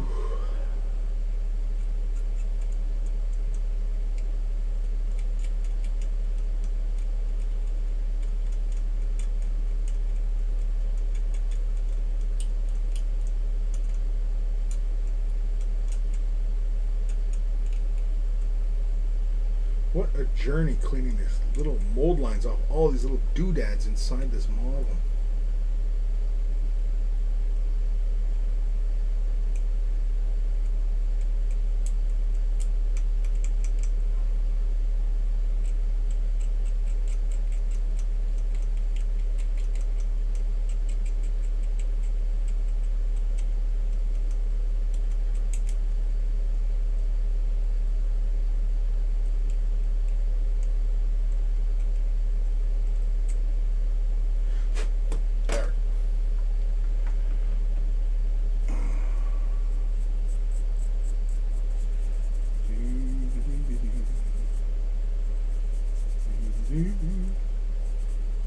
Frick! See, I applied too much damn pressure on that and I bent that frickin' arm. God dang it. Frickin' broke it. So, what we'll do is we are going to have to glue this, and I'm going to use the Tamiya Extra Clear. And because it's a nice clean break, it should match up nice and easy. It's still pretty much connected, but I've got to frickin' glue this. So that should do it. There we go.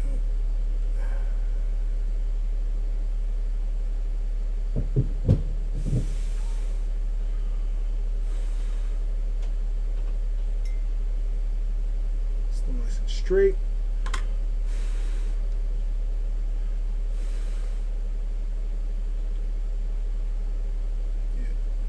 set for a bit though before I touch it again. So I'm just going to leave that there. And this one, yeah, this one's still got strength. It was stressed, but it didn't break. So I'm going to leave those for a bit, which means that we're going to come to these two parts and we can start cleaning these. What time are we at here? 15 minutes. Yeah, we got time. Go Starman. Or maybe you let it get broken so you could demonstrate the way to fix it for the benefit of the audience. Yeah, I wish I could say I planned it that way. But it was just the way I was scrubbing it, and I knocked the part in it. I was, because I was too caught up in, just brushing it off. And I ended up hitting the part inappropriately. So, 35 and 33, which is the big long legs, right? It's 35. What the frick is the number? Oh, 35 and 33.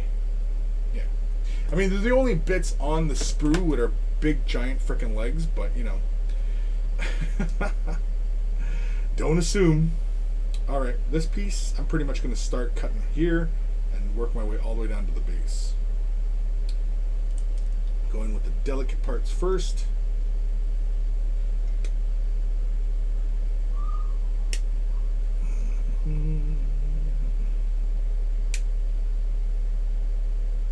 Yeah, pretty much just going to work my way right straight down the piece. I'm leaving a little bit of the nubs on attached because I'll clear those off afterwards. Yeah, see there's big thick channels here, so I will clear off further away. Yeah. See a part like this, I'll probably just cut it right from here. Like that. Ugh. Ugh. It's instances like this that I would like to pick myself up a set of God Hands snippers. Because it should just cut right through the styrene plastic. A set of God Hands. Yeah, see I still left that big gate right there. That's got to come off, but that's okay now. Because basically what you're like, especially with finicky little parts like this, you don't want to add stress to the plastic, right? That's the goal.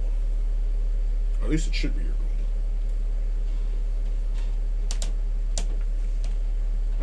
goal. Old man Logan.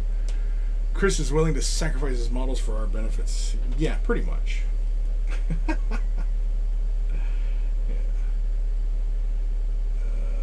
Yeah. All that altruism and shit. Yeah, why not, right?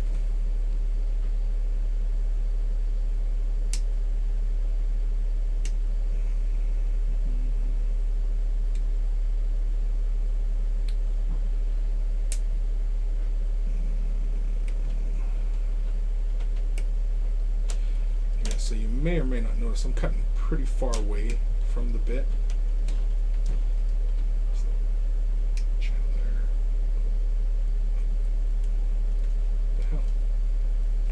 Bit of plastic getting stuck inside my clippers. There we go.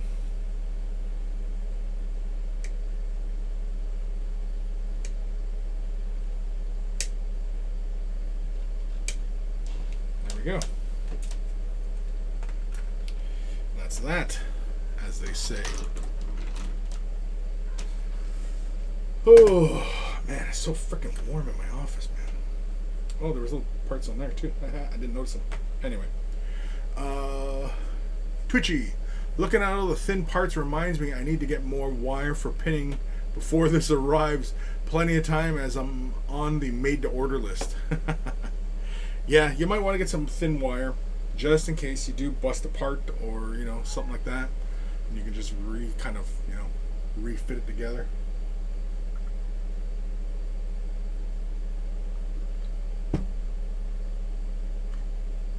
Cold Earl Grey. It's not bad. I don't know if we've talked about this one before, but is there a drink that is essentially cold Earl Grey? Like iced tea is just regular tea, but obviously a little bit of sweetener, and and it's a cool drink. But Is there iced tea? Like, is there a bottle version of like Earl Grey, cold, that people drink? Is there? I don't know. Yeah, leave these parts be for now. In fact, I'll probably come back to those when it's all settled. Well, this is kind of fun, eh? I didn't realize how big this thing is. Look how tall that is. It's as big as my hand. Big crazy doodad robot. Alright, so we left a bunch of little nubs all over the place, so we're just going to go through and clear them off. Oh, I gotta put my goggles back down.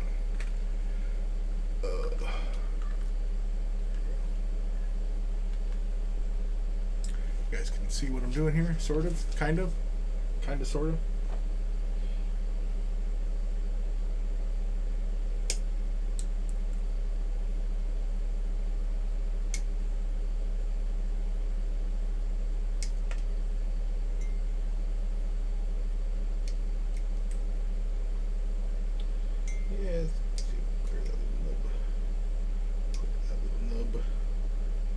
Nubs. Getting the nubs. Okay.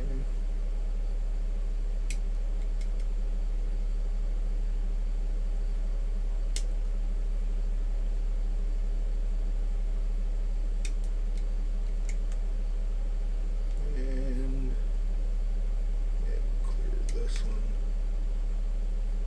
Clear that one. And that's it. It has been denubbed. Denubdified. Let's go through and click the nubs off this one.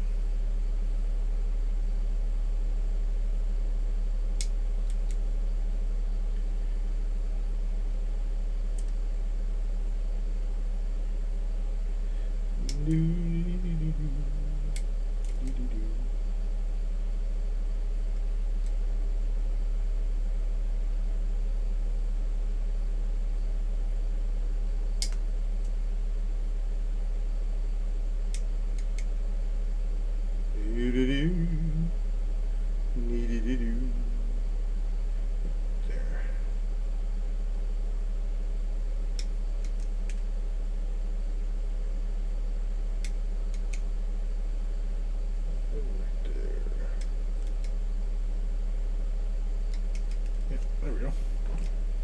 Okay, denubbed. So now we go through and clean off the mold lines.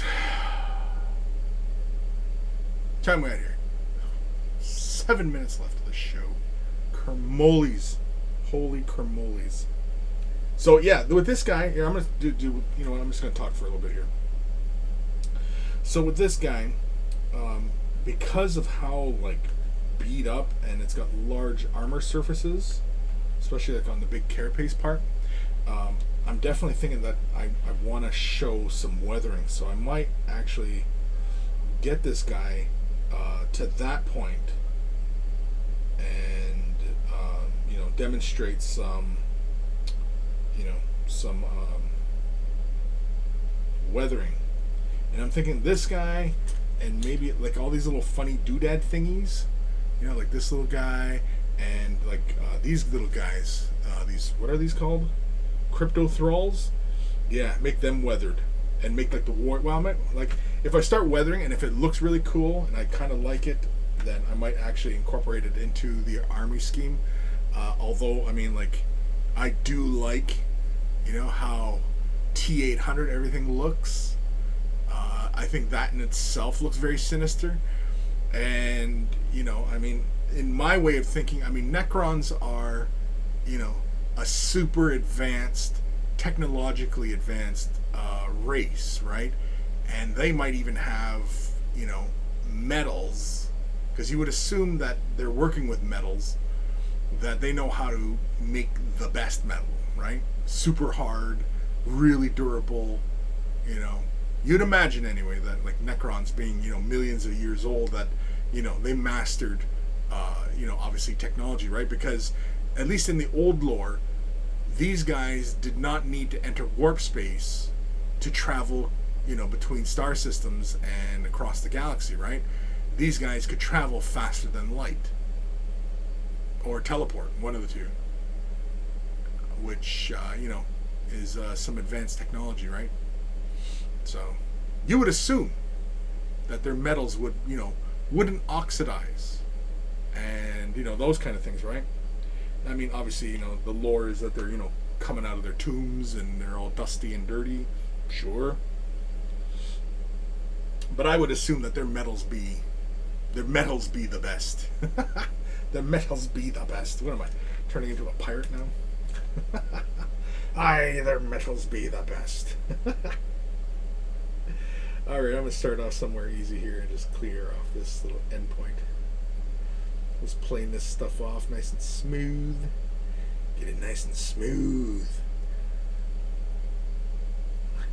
Why is it always the expression as smooth as a baby's bottom? Why is that the expression? Like that is the touchstone of smoothness is a baby's bottom. Like, I'm sure there's been times where a baby's bottom has not been that smooth, right? And it kind of concerns me when we're talking and they're comparing it to the anatomy of a child, right? That concerns me, being a parent and all, when somebody's like, oh yeah, that's great, it's just like a baby's bottom.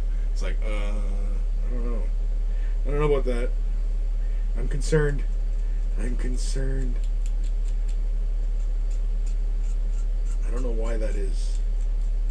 Like, what sort of pedos out there are, making that distinction,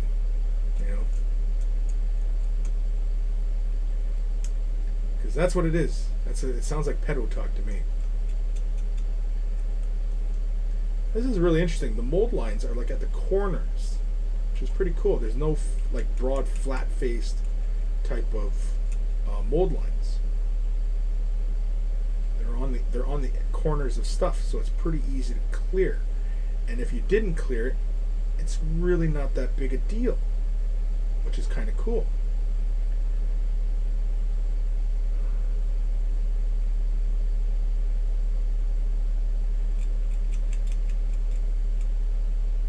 Clearing nubs off a curvature, an inside curve, can be a little bit tricky.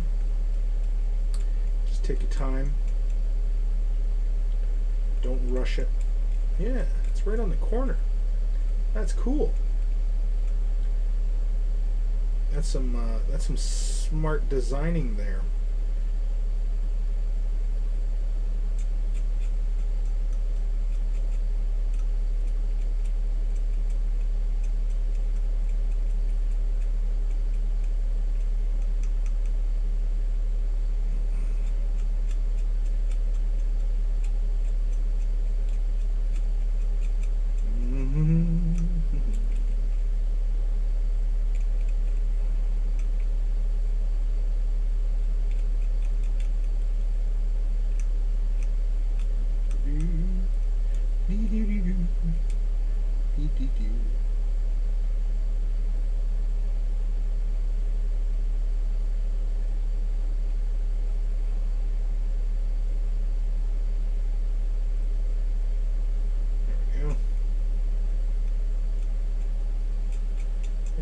Go.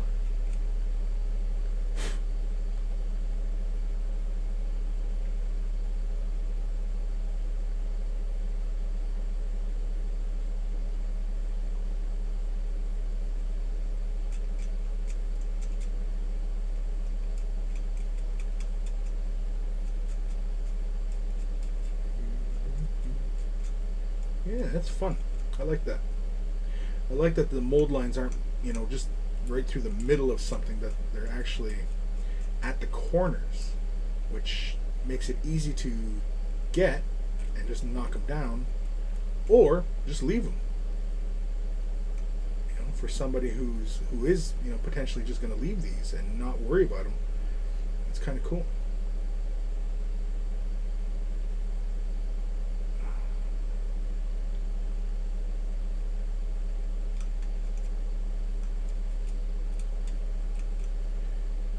Orby.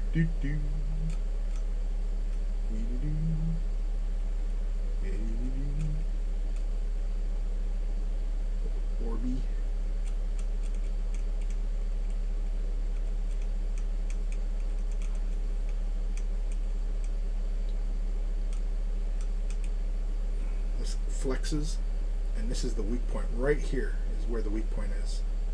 Right there.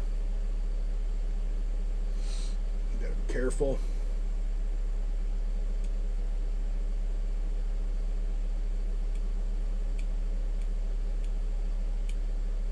I'm holding on to the little orb itself as I clear off this nub. It's a pretty big nub too.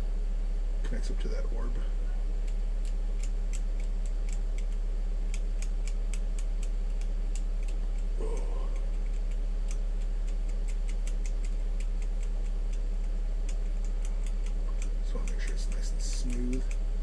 But like I said, because of all the little damage and chips and things like that, little gouges in it, that even if you left that as kind of marked up, it would probably fit in with the model. It's kind of like orcs, where if you're really kind of haphazardly, going about, cleaning the model or painting the model or anything like that, that it kind of works and kind of, fits in with the theme of the army. And, Necrons are feeling that way, like, you can just kind of slap them together kind of thing, because their lore is that they're kind of slapped together at times, right? When they're reanimating, they're just kind of coming up and they're just slapped together again.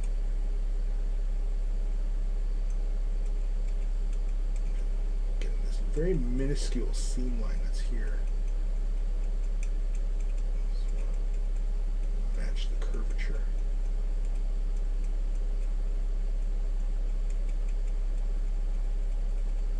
Could just as easily hit this with like an emery board and just smooth that out if you want.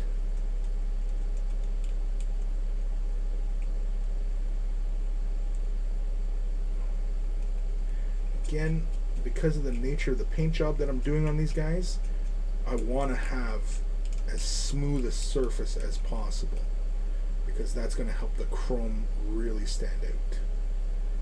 Which is why I go through these panes to clear off points. Clear the mold lines. Clear the mold lines. That's not even attached. That's just free floating there. Crazy, man. It's crazy.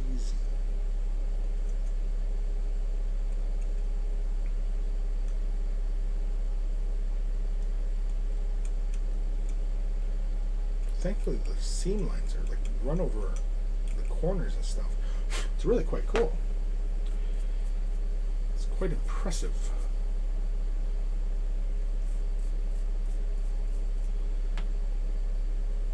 Like, despite being very finicky little parts, it's really like pretty easy to clean this up. Because anywhere where you have like big connection points, it's on a big surface that you can just plane it smoothly, right? Plane it flat.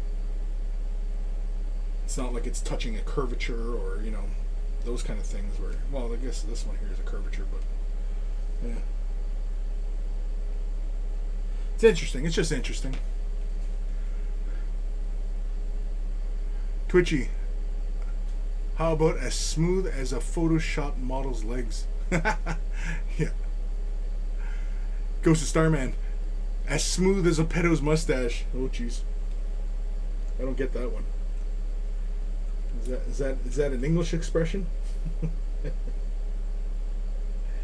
As smooth as a pedo's mustache. What?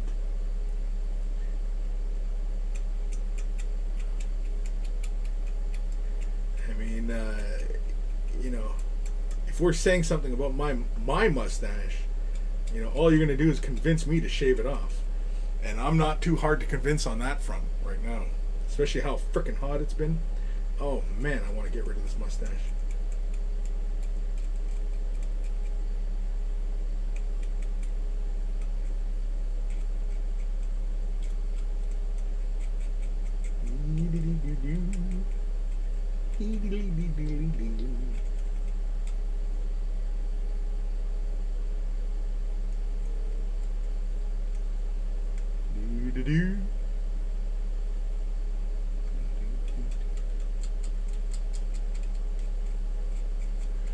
so warm down here. I can feel myself getting kind of clammy as I'm gripping onto these parts. I feel like they're sliding. If you're in a similar situation where it's quite warm where you are, and you're trying to do some hobbing and it's hot,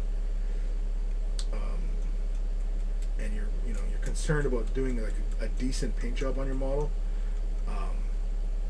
afterwards, after like you assemble it and you put it down and everything like that, Q-tip with rubbing alcohol, and just wipe down the model before you prime it, just to remove any finger grease or anything like that, if you're concerned about your paint job at all. If you're not, then don't worry about it.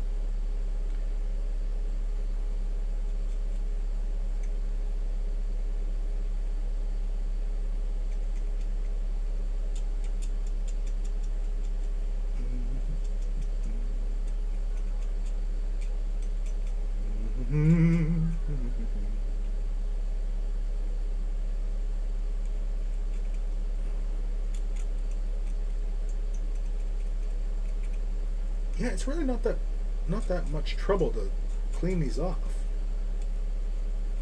It's just a little tedious with all the outside angles, just because it's so it's not like cleaning like a rhino part, right? Like a part to a tank or something, because it's only got basically big along shape, and you just go to the outside. Whereas this thing has been like circumnavigating the globe kind of thing.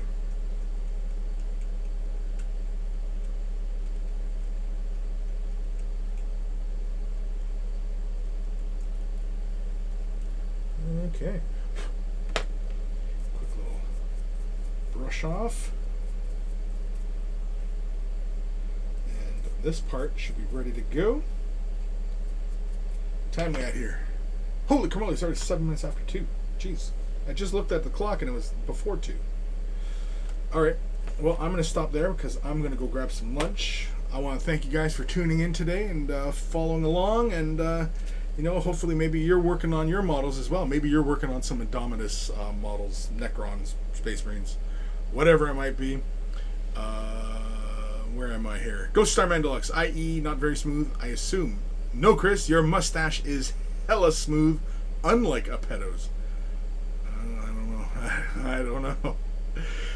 Twitch Granos, looking at that model with the multi-joint legs, kinda wish it was in sections for posing. Yeah, maybe when they do another like when they do a reboxing of this, either they I don't know, because the thing is the sprue that this model is in, there's like 2 other kits in it. Well, 3, because the guy with the big staff and the cloak that's floating looks like parts of the big lord too.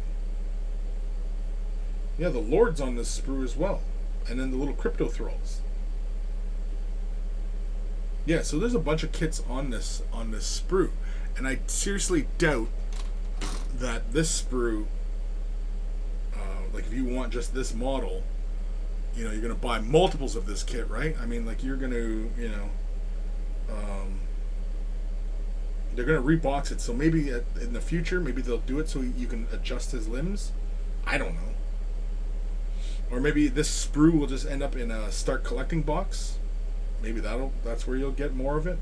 Because I'm sure people are going to want multiples of this model in their armies, right? So, I'm sure. I have no idea.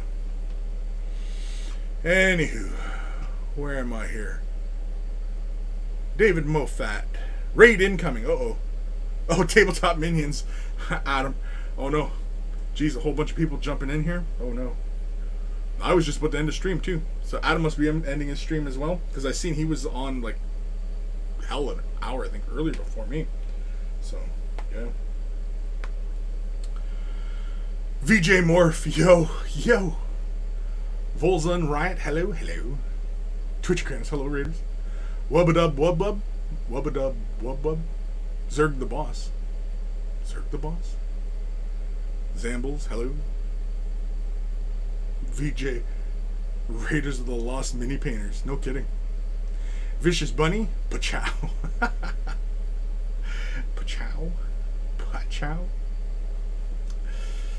Hobby King 123. Hey. All right. Well, I'll continue cleaning for a little bit longer. I was gonna go grab some lunch, but I'll keep going. Oh, Tabletop Minions. Hey, Chris. Hey. What's happening, Uncle? Oh shit. Goggles. There we go. We wear the goggles so that we can protect our eyeballs from, you know, flying chunks of plastic. And yeah, I'm just you know, cleaning Necrons and, you know, having a bit of fun.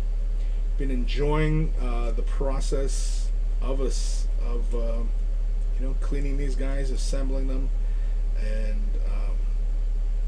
yeah, I think with all these models in this kit, I was thinking of like showing, you know, different ways of painting them and going through different color schemes and stuff like that.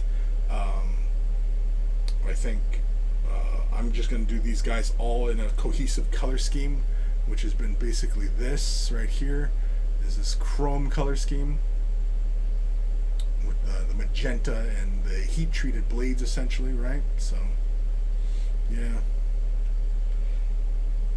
been having fun though, been having fun.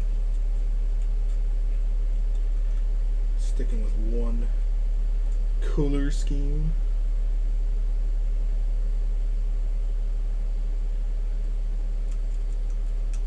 Here we go.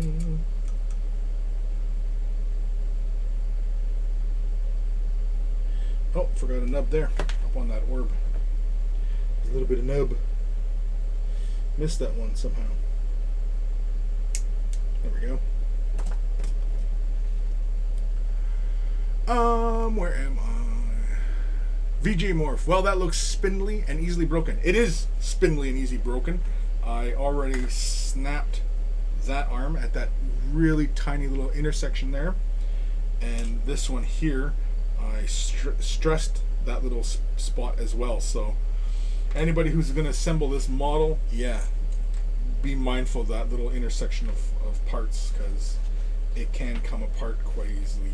You can bend it and break it pretty easily. This part here, I mean, like right there and there is where the stress is. That's the weakest part on this on these bits. I imagine once it's all together, and the arms here, them coming off, not a huge issue, you know. It's not the end of the world, because you can always pin them, repin them, and glue them into place. And it's not like they're structural. It's not like they're holding any of the model's weight or anything like that.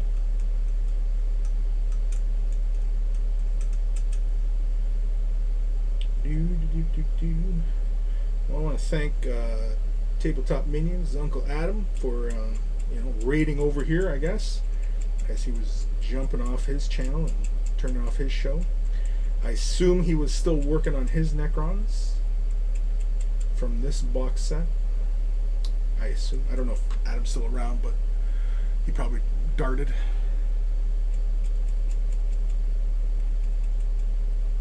But yeah. Well, thank you guys for jumping in here. And I was actually just about to end the stream when you guys all showed up, as I usually do this show every Friday for about 2 hours.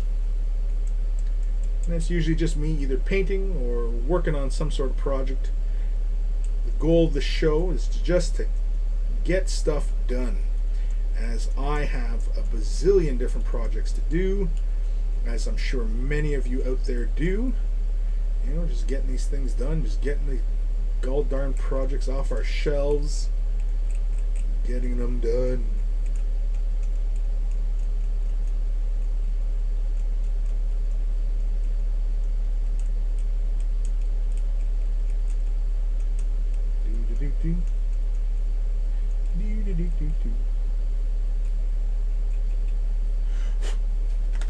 Wait, stuff's sticking to me. It's so warm in my office here.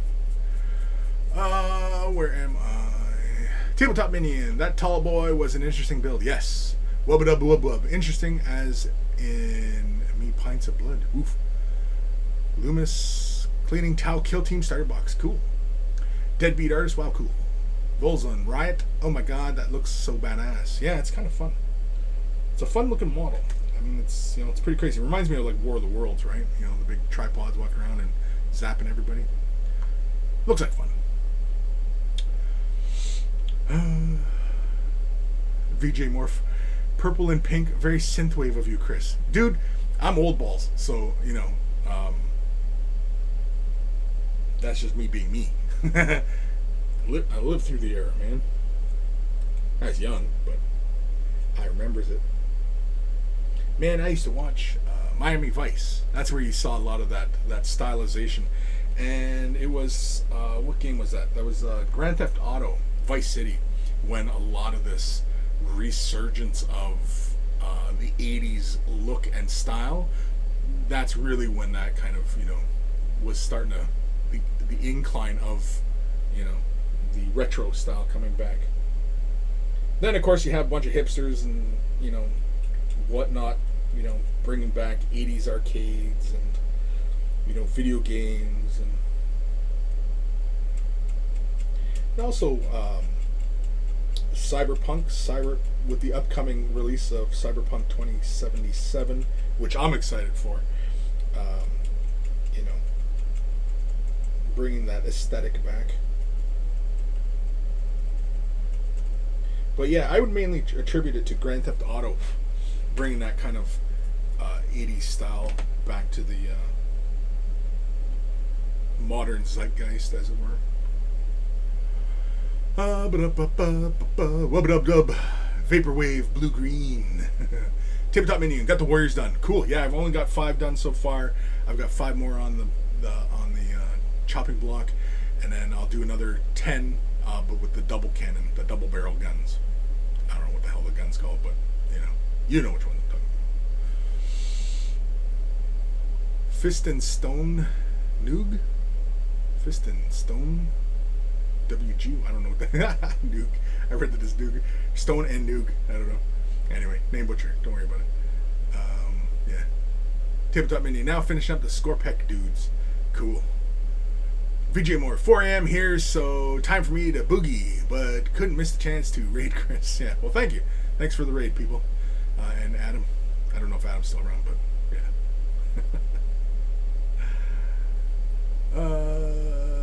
VJ, later Gators. David Mofat, I feel insecure if I didn't have a million projects to get done. Yeah, I don't know. I've got a bunch. I mean, just on my desk here. I mean, you guys can't see it right now, but here, let's see if we can move the camera just a little bit here. Camera might shake a little bit, but let's see here. Let's go. Yeah, I got a whole whack ton of stuff on my desk. You can see Creature Caster, Eldar, you know, secret project there. I've got a Relic Blade, you know, more 40k, Deepkin, all sorts of stuff on my desk. All sorts of stuff. All sorts of crazy projects needing to get done. There we go.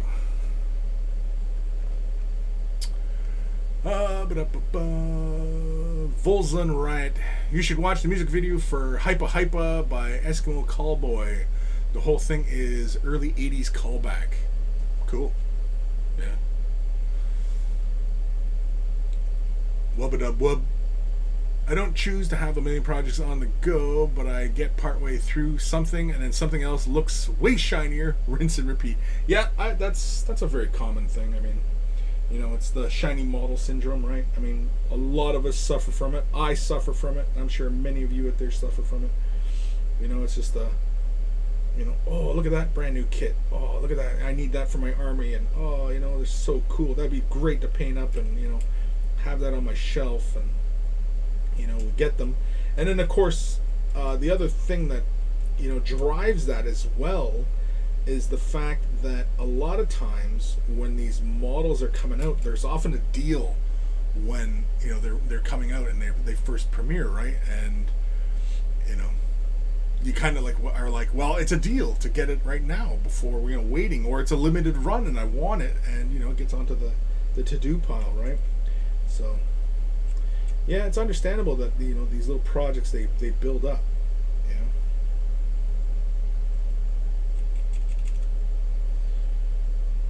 Any of you are curious as to what my process is for cleaning models, if you go back to episode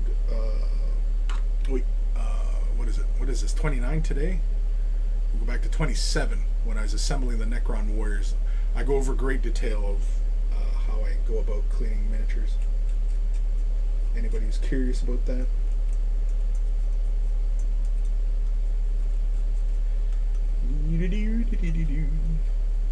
But yeah, usually this show is all about just getting projects done, just getting these freaking projects off my desk, and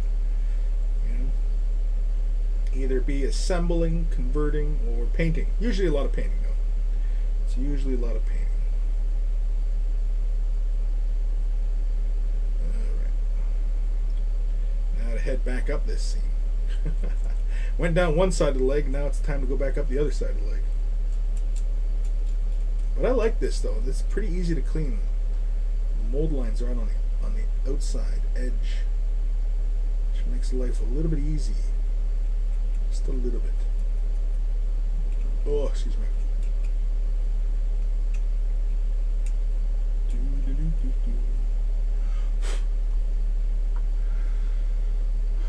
Deadbeat artist. I'm interested in seeing how the 80s style looks in the newer Wonder Woman movie. Yeah, that'd be cool. I'm curious about that one as well. I see the pictures of her in that armor, and I'm like, I don't know, but I'm gonna go see it, I'm sure. As I enjoyed the first movie, the first Wonder Woman. I thought that was really fun. It was really good. Told a pretty cohesive story, and I enjoyed it. It was a good flick. It was a good bit of movie going. It wasn't a super ton of action, but it told a very interesting story, and what's her name? Gal Gadot. As Wonder Woman, I thought was adequate. I mean, I used to watch Wonder Woman way back in the day with Linda Carter, and I was a fan of that. I was a big fan of Incredible Hulk when I was young. Bill Bixby, Bruce Banner, Lou Ferrigno as the Hulk. I used to watch that religiously when I was a kid.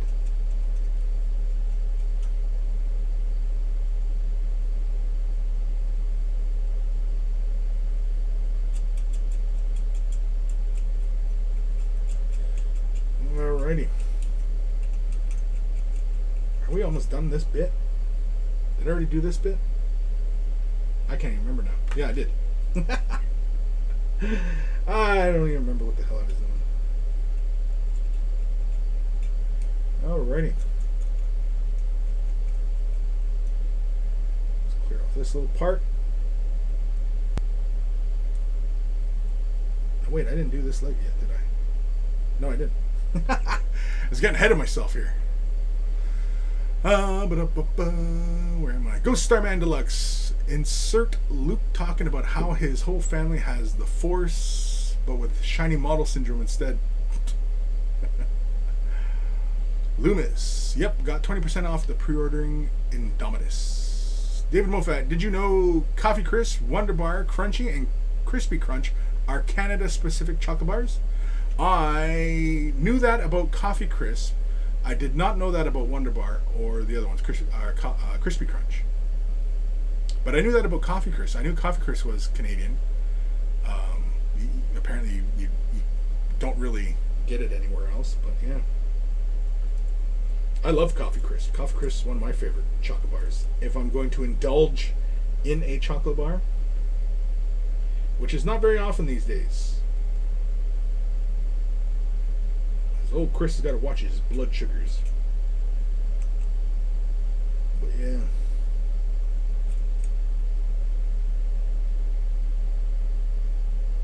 Gotta be careful when cutting inward like that. Might nick a detail on a part.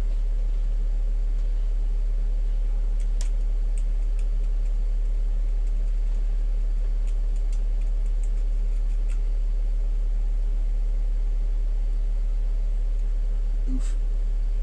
Just trying to find the right angle here. There we go. Perfect. Perfect.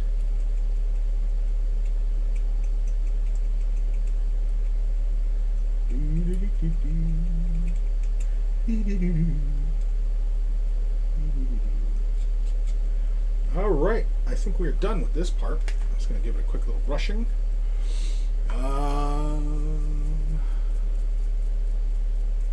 Where am I? Wubba-dub-dub. You get crunchies in the UK. You get crunchies? You get crunchies. Is it the same though? Because it's called crispy crunch or crunchy. Are they are they made in the UK, or like is it a UK specific chocolate, or is it something that is imported from Canada?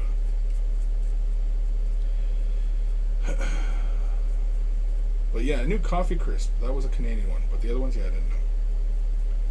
Like they're made and only sold within Canada. All right, we're gonna glue these two parts together because this should be solid now. Oh yeah, that's very solid. That's nice. That's nice. This one here, it never broke. Came close to breaking, but it didn't break. All right. How's this go together? Like so. So we're going to score the inside seams here, and we'll score at the base as well. But I'm going to score this part here. Now this is all interior stuff, so it should be fine. In case we nick something, or anything we didn't really want to nick. Let's score the peg. Score the inside. Usually out on the seams, I score inwards. Scoring outwards ends up leaving like big nick marks along the seam line, and unless you're going to press the parts together really hard as they melt, you end up with that little, like, looks like stitches kind of thing. But because this detail is obscured by armor plates and stuff like that, I'm not too worried about it. So let's grab some glue.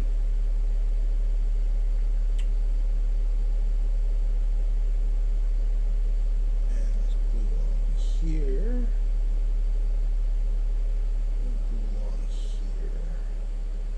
There should be plenty of glue. Glue these two halves together, like so.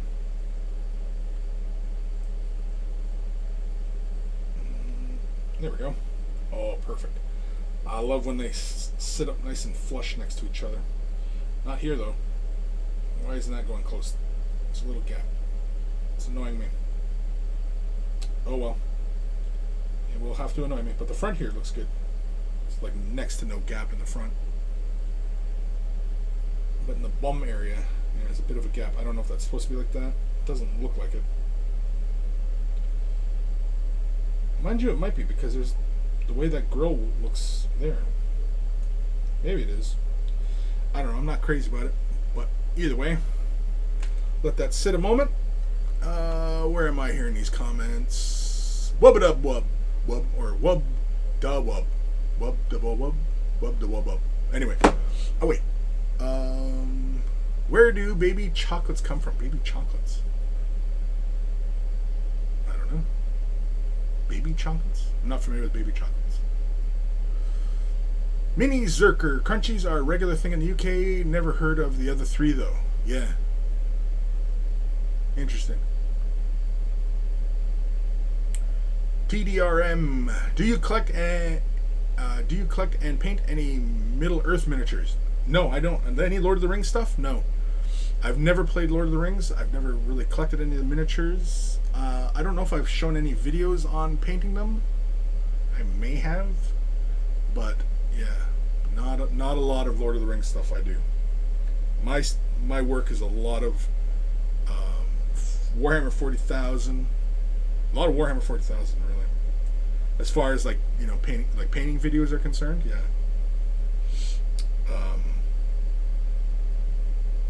In recent years, or recent days, I should say, months, it's been Relic Blade, a little bit of Age of Sigmar, a lot of Necromunda, a lot of 40k. Oh, and Aeronautica Imperialis.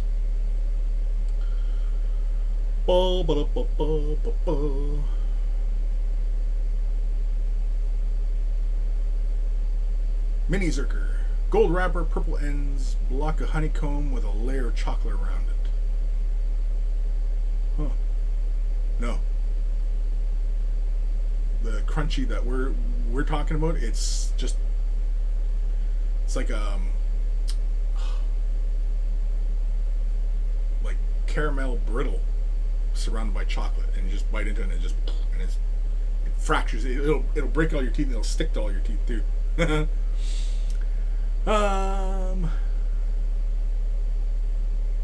Ghost of Starman Deluxe. If the Canada one is from Cadbury's, it'd be the same as what we have in the UK. Right. Wubba-dub. How do you find the pins for the push fit actually work? Would it be better to cut them off? Cut them off? I don't know about cutting them off, but taking a millimeter off the end in some instances helps a great deal, making the parts sit nice and flush next together. But as far as in general with the pins, cutting them off like entirely, no, because you kind of need that guidance. And some parts, like for example, the way these two parts fit together, that one part that's like a tube comes out really far, and that pin comes out really far, and you want those to come together because they'll hold the model together securely while it glues. If you cut that pin off, then there's just that empty gap, and the two parts are not going to, sit together very firm, right? So, but in some instances, you want to shave just a nub off. Now, like I was talking about in the previous episode, episode 27, where I was working through the assembly of the Necron warriors, I taper the peg. Basically just knock round off the corners of the peg so that it slides in a lot easier and a lot better without losing any of the length, because sometimes the length stops the part from coming too far back, right? So there's pluses and minuses. Each one is kind of situational, so yeah. Ghost of Starman, pretty sure what you're calling caramel brittle is honeycomb, Chris. Just look up crispy crunch and what it looks like when you break it open, and you tell me. Wubba-dub. Roger that, Chris. Roger that, thanks. Yeah. But yeah, check, if you're really curious about like what my process is for cleaning and prepping plastic kits, yeah. Because that was a 2-hour show, and I got one Necron warrior done, so I wasn't in a great hurry to get it done. All right, let's do his legs, and then I think we'll call her a day. Now, is there any particular order in which this has got to be done? Doesn't look like it because they attach on either side. And the orbs go forward. Oh, so this is the front half. So this is 33 here, and this is... Okay, so they come forward, right? Because this is the front, right? Right. Yeah, so like in this instance, with these pegs, yeah, I wouldn't cut them down. I'd leave them at length. Okay, and that peg comes in there. So those meet up there. So does that meet up over here? Yes, it does. So that goes there, and that meets up there. Hoof! Complicated much? Yeah, so we're going to round off these pegs so they all fit together really well. Nope, I left my glue open. Yeah, we're going to round those pegs off real quick. David Mofat, if Wikipedia isn't fibbing, Crunchy is a brand of chocolate bar with a honeycomb toffee. Toffee, that's the word I was looking for, toffee. Or known as sponge toffee in Canada, and honeycomb or cinder toffee in the UK. Okay, so yeah, we're talking about the same thing then, just different name. It is made by Cadbury and was originally launched in the UK by J.S. Fry and Sons in 1929. Interesting. I mean, it's not surprising that that something in the UK, way back in the day, is part of Canadian culture, because I mean, Canada was a colony of Britain, so right, it wasn't until the 60s that Canada had independence, so it's not shocking. Anyway, let's round off these corners here. Just to do that, I just use my blade, and I just quickly just kind of glance left and right over the thing, not applying a lot of pressure, just just knocking the edge off, because sometimes that little you know how it kind of gets like a little concave dip, and so the peg might supposed to end there, but the way the mold processing goes, and that the end of the peg comes forward a bit more, and so it actually adds a bit of length to the peg when it shouldn't be.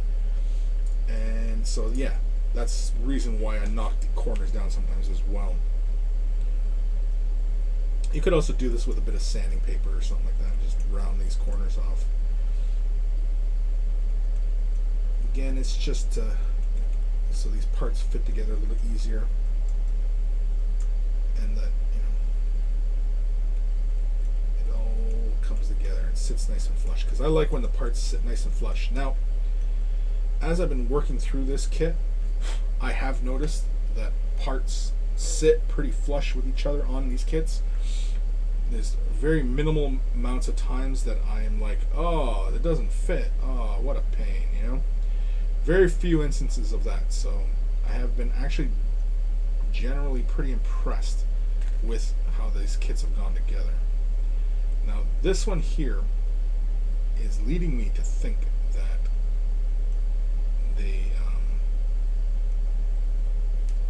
I might need to snip the nibs. Snip the nib. Snip the nib. Alrighty. So we're just going to hit the side here. So on the top and the side. Just a little bit of glue, not very much. And just line that up. Line that up. And then go. Go. There, yeah, and it sits flush. Yeah, see here. I'll show you guys real quick. You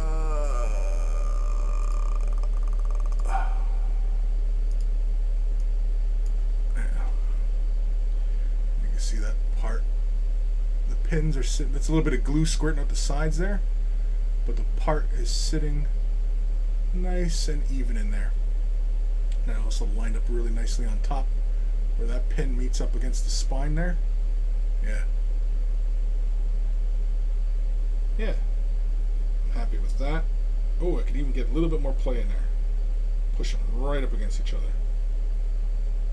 Perfect. Look at this craziness, eh? This thing's crazy. It's crazy. It's crazy. Alright.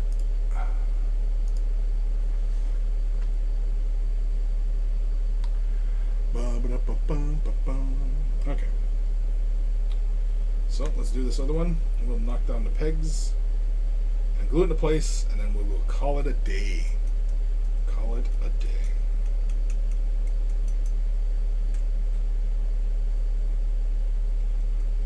Mainly because I'm getting hungry. Do the top peg as well.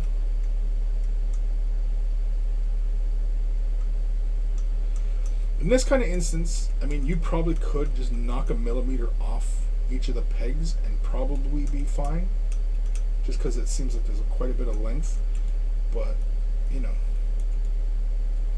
you might be doing that to your own detriment. Okay.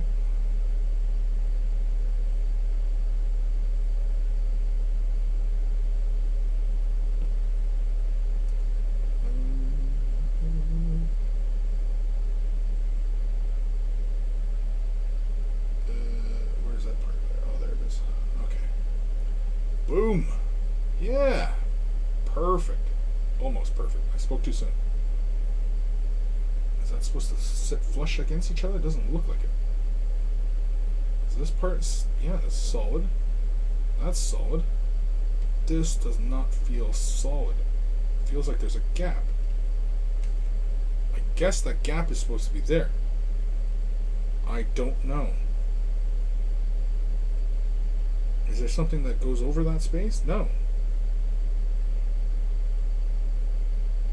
I don't know. There's a gap between where these pins are sitting together right here.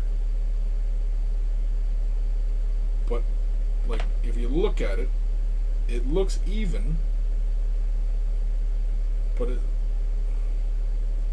it doesn't seem like they should go together. I don't know. I just don't know. I guess I'm going to leave it. call it a day. It's like, don't, because the peg where it connects up, it was very shallow. So I'm going to assume that that is the way it was designed. Is that this doesn't go all the way together and it has this gap there. I don't know. I guess. We'll leave it as such. But anywho, I want to thank you guys for tuning in today. I want to thank Tabletop Minions, Adam, for, sending a raid my way. I'll have to return the favor sometime. Not like, a bunch of people are tuning into me whenever I'm showing up anyway, but not a huge issue. I think next week we'll probably continue on with some painting. I'm not 100% sure as what I'm going to be doing, as these will most likely get painted throughout the week as I'm filming videos and making tutorials and stuff like that. So for any of you guys who are not familiar with me, who just kind of came over with the raid today, I do a lot of work on YouTube. Way of the Brush is the site, so you might want to check that out. And yeah, do a bunch of tutorials, a bunch of videos. I don't really do that much Twitch streaming. I do this show on Fridays. I do Way of the Brush on Saturdays at noon Eastern Standard Time. And sometimes I do Monday night gaming nights with my brother. We play video games and basically just swear and curse at each other. Yeah. But I'm usually about having fun, so, if you're into having fun, maybe you'll tag along next time. Who knows? But, anywho, I want to thank you guys for tuning in today. Huge thank you to all my patrons. Without your support, these videos and these streams would not be possible, so always much love to my patrons. And if you're considering Patreon support, just head over to Patreon/Chris, or K Bello, as my name is spelled, and there's varying tiers to support at. Huge thank you to everybody. I will see you guys later. I need to go eat lunch. I'm feeling hungry. Need to eat. Dun dun dun dun dun dun. Dun dun dun dun dun dun dun. Dun dun dun. Dun dun dun. Dun dun dun. Dun dun.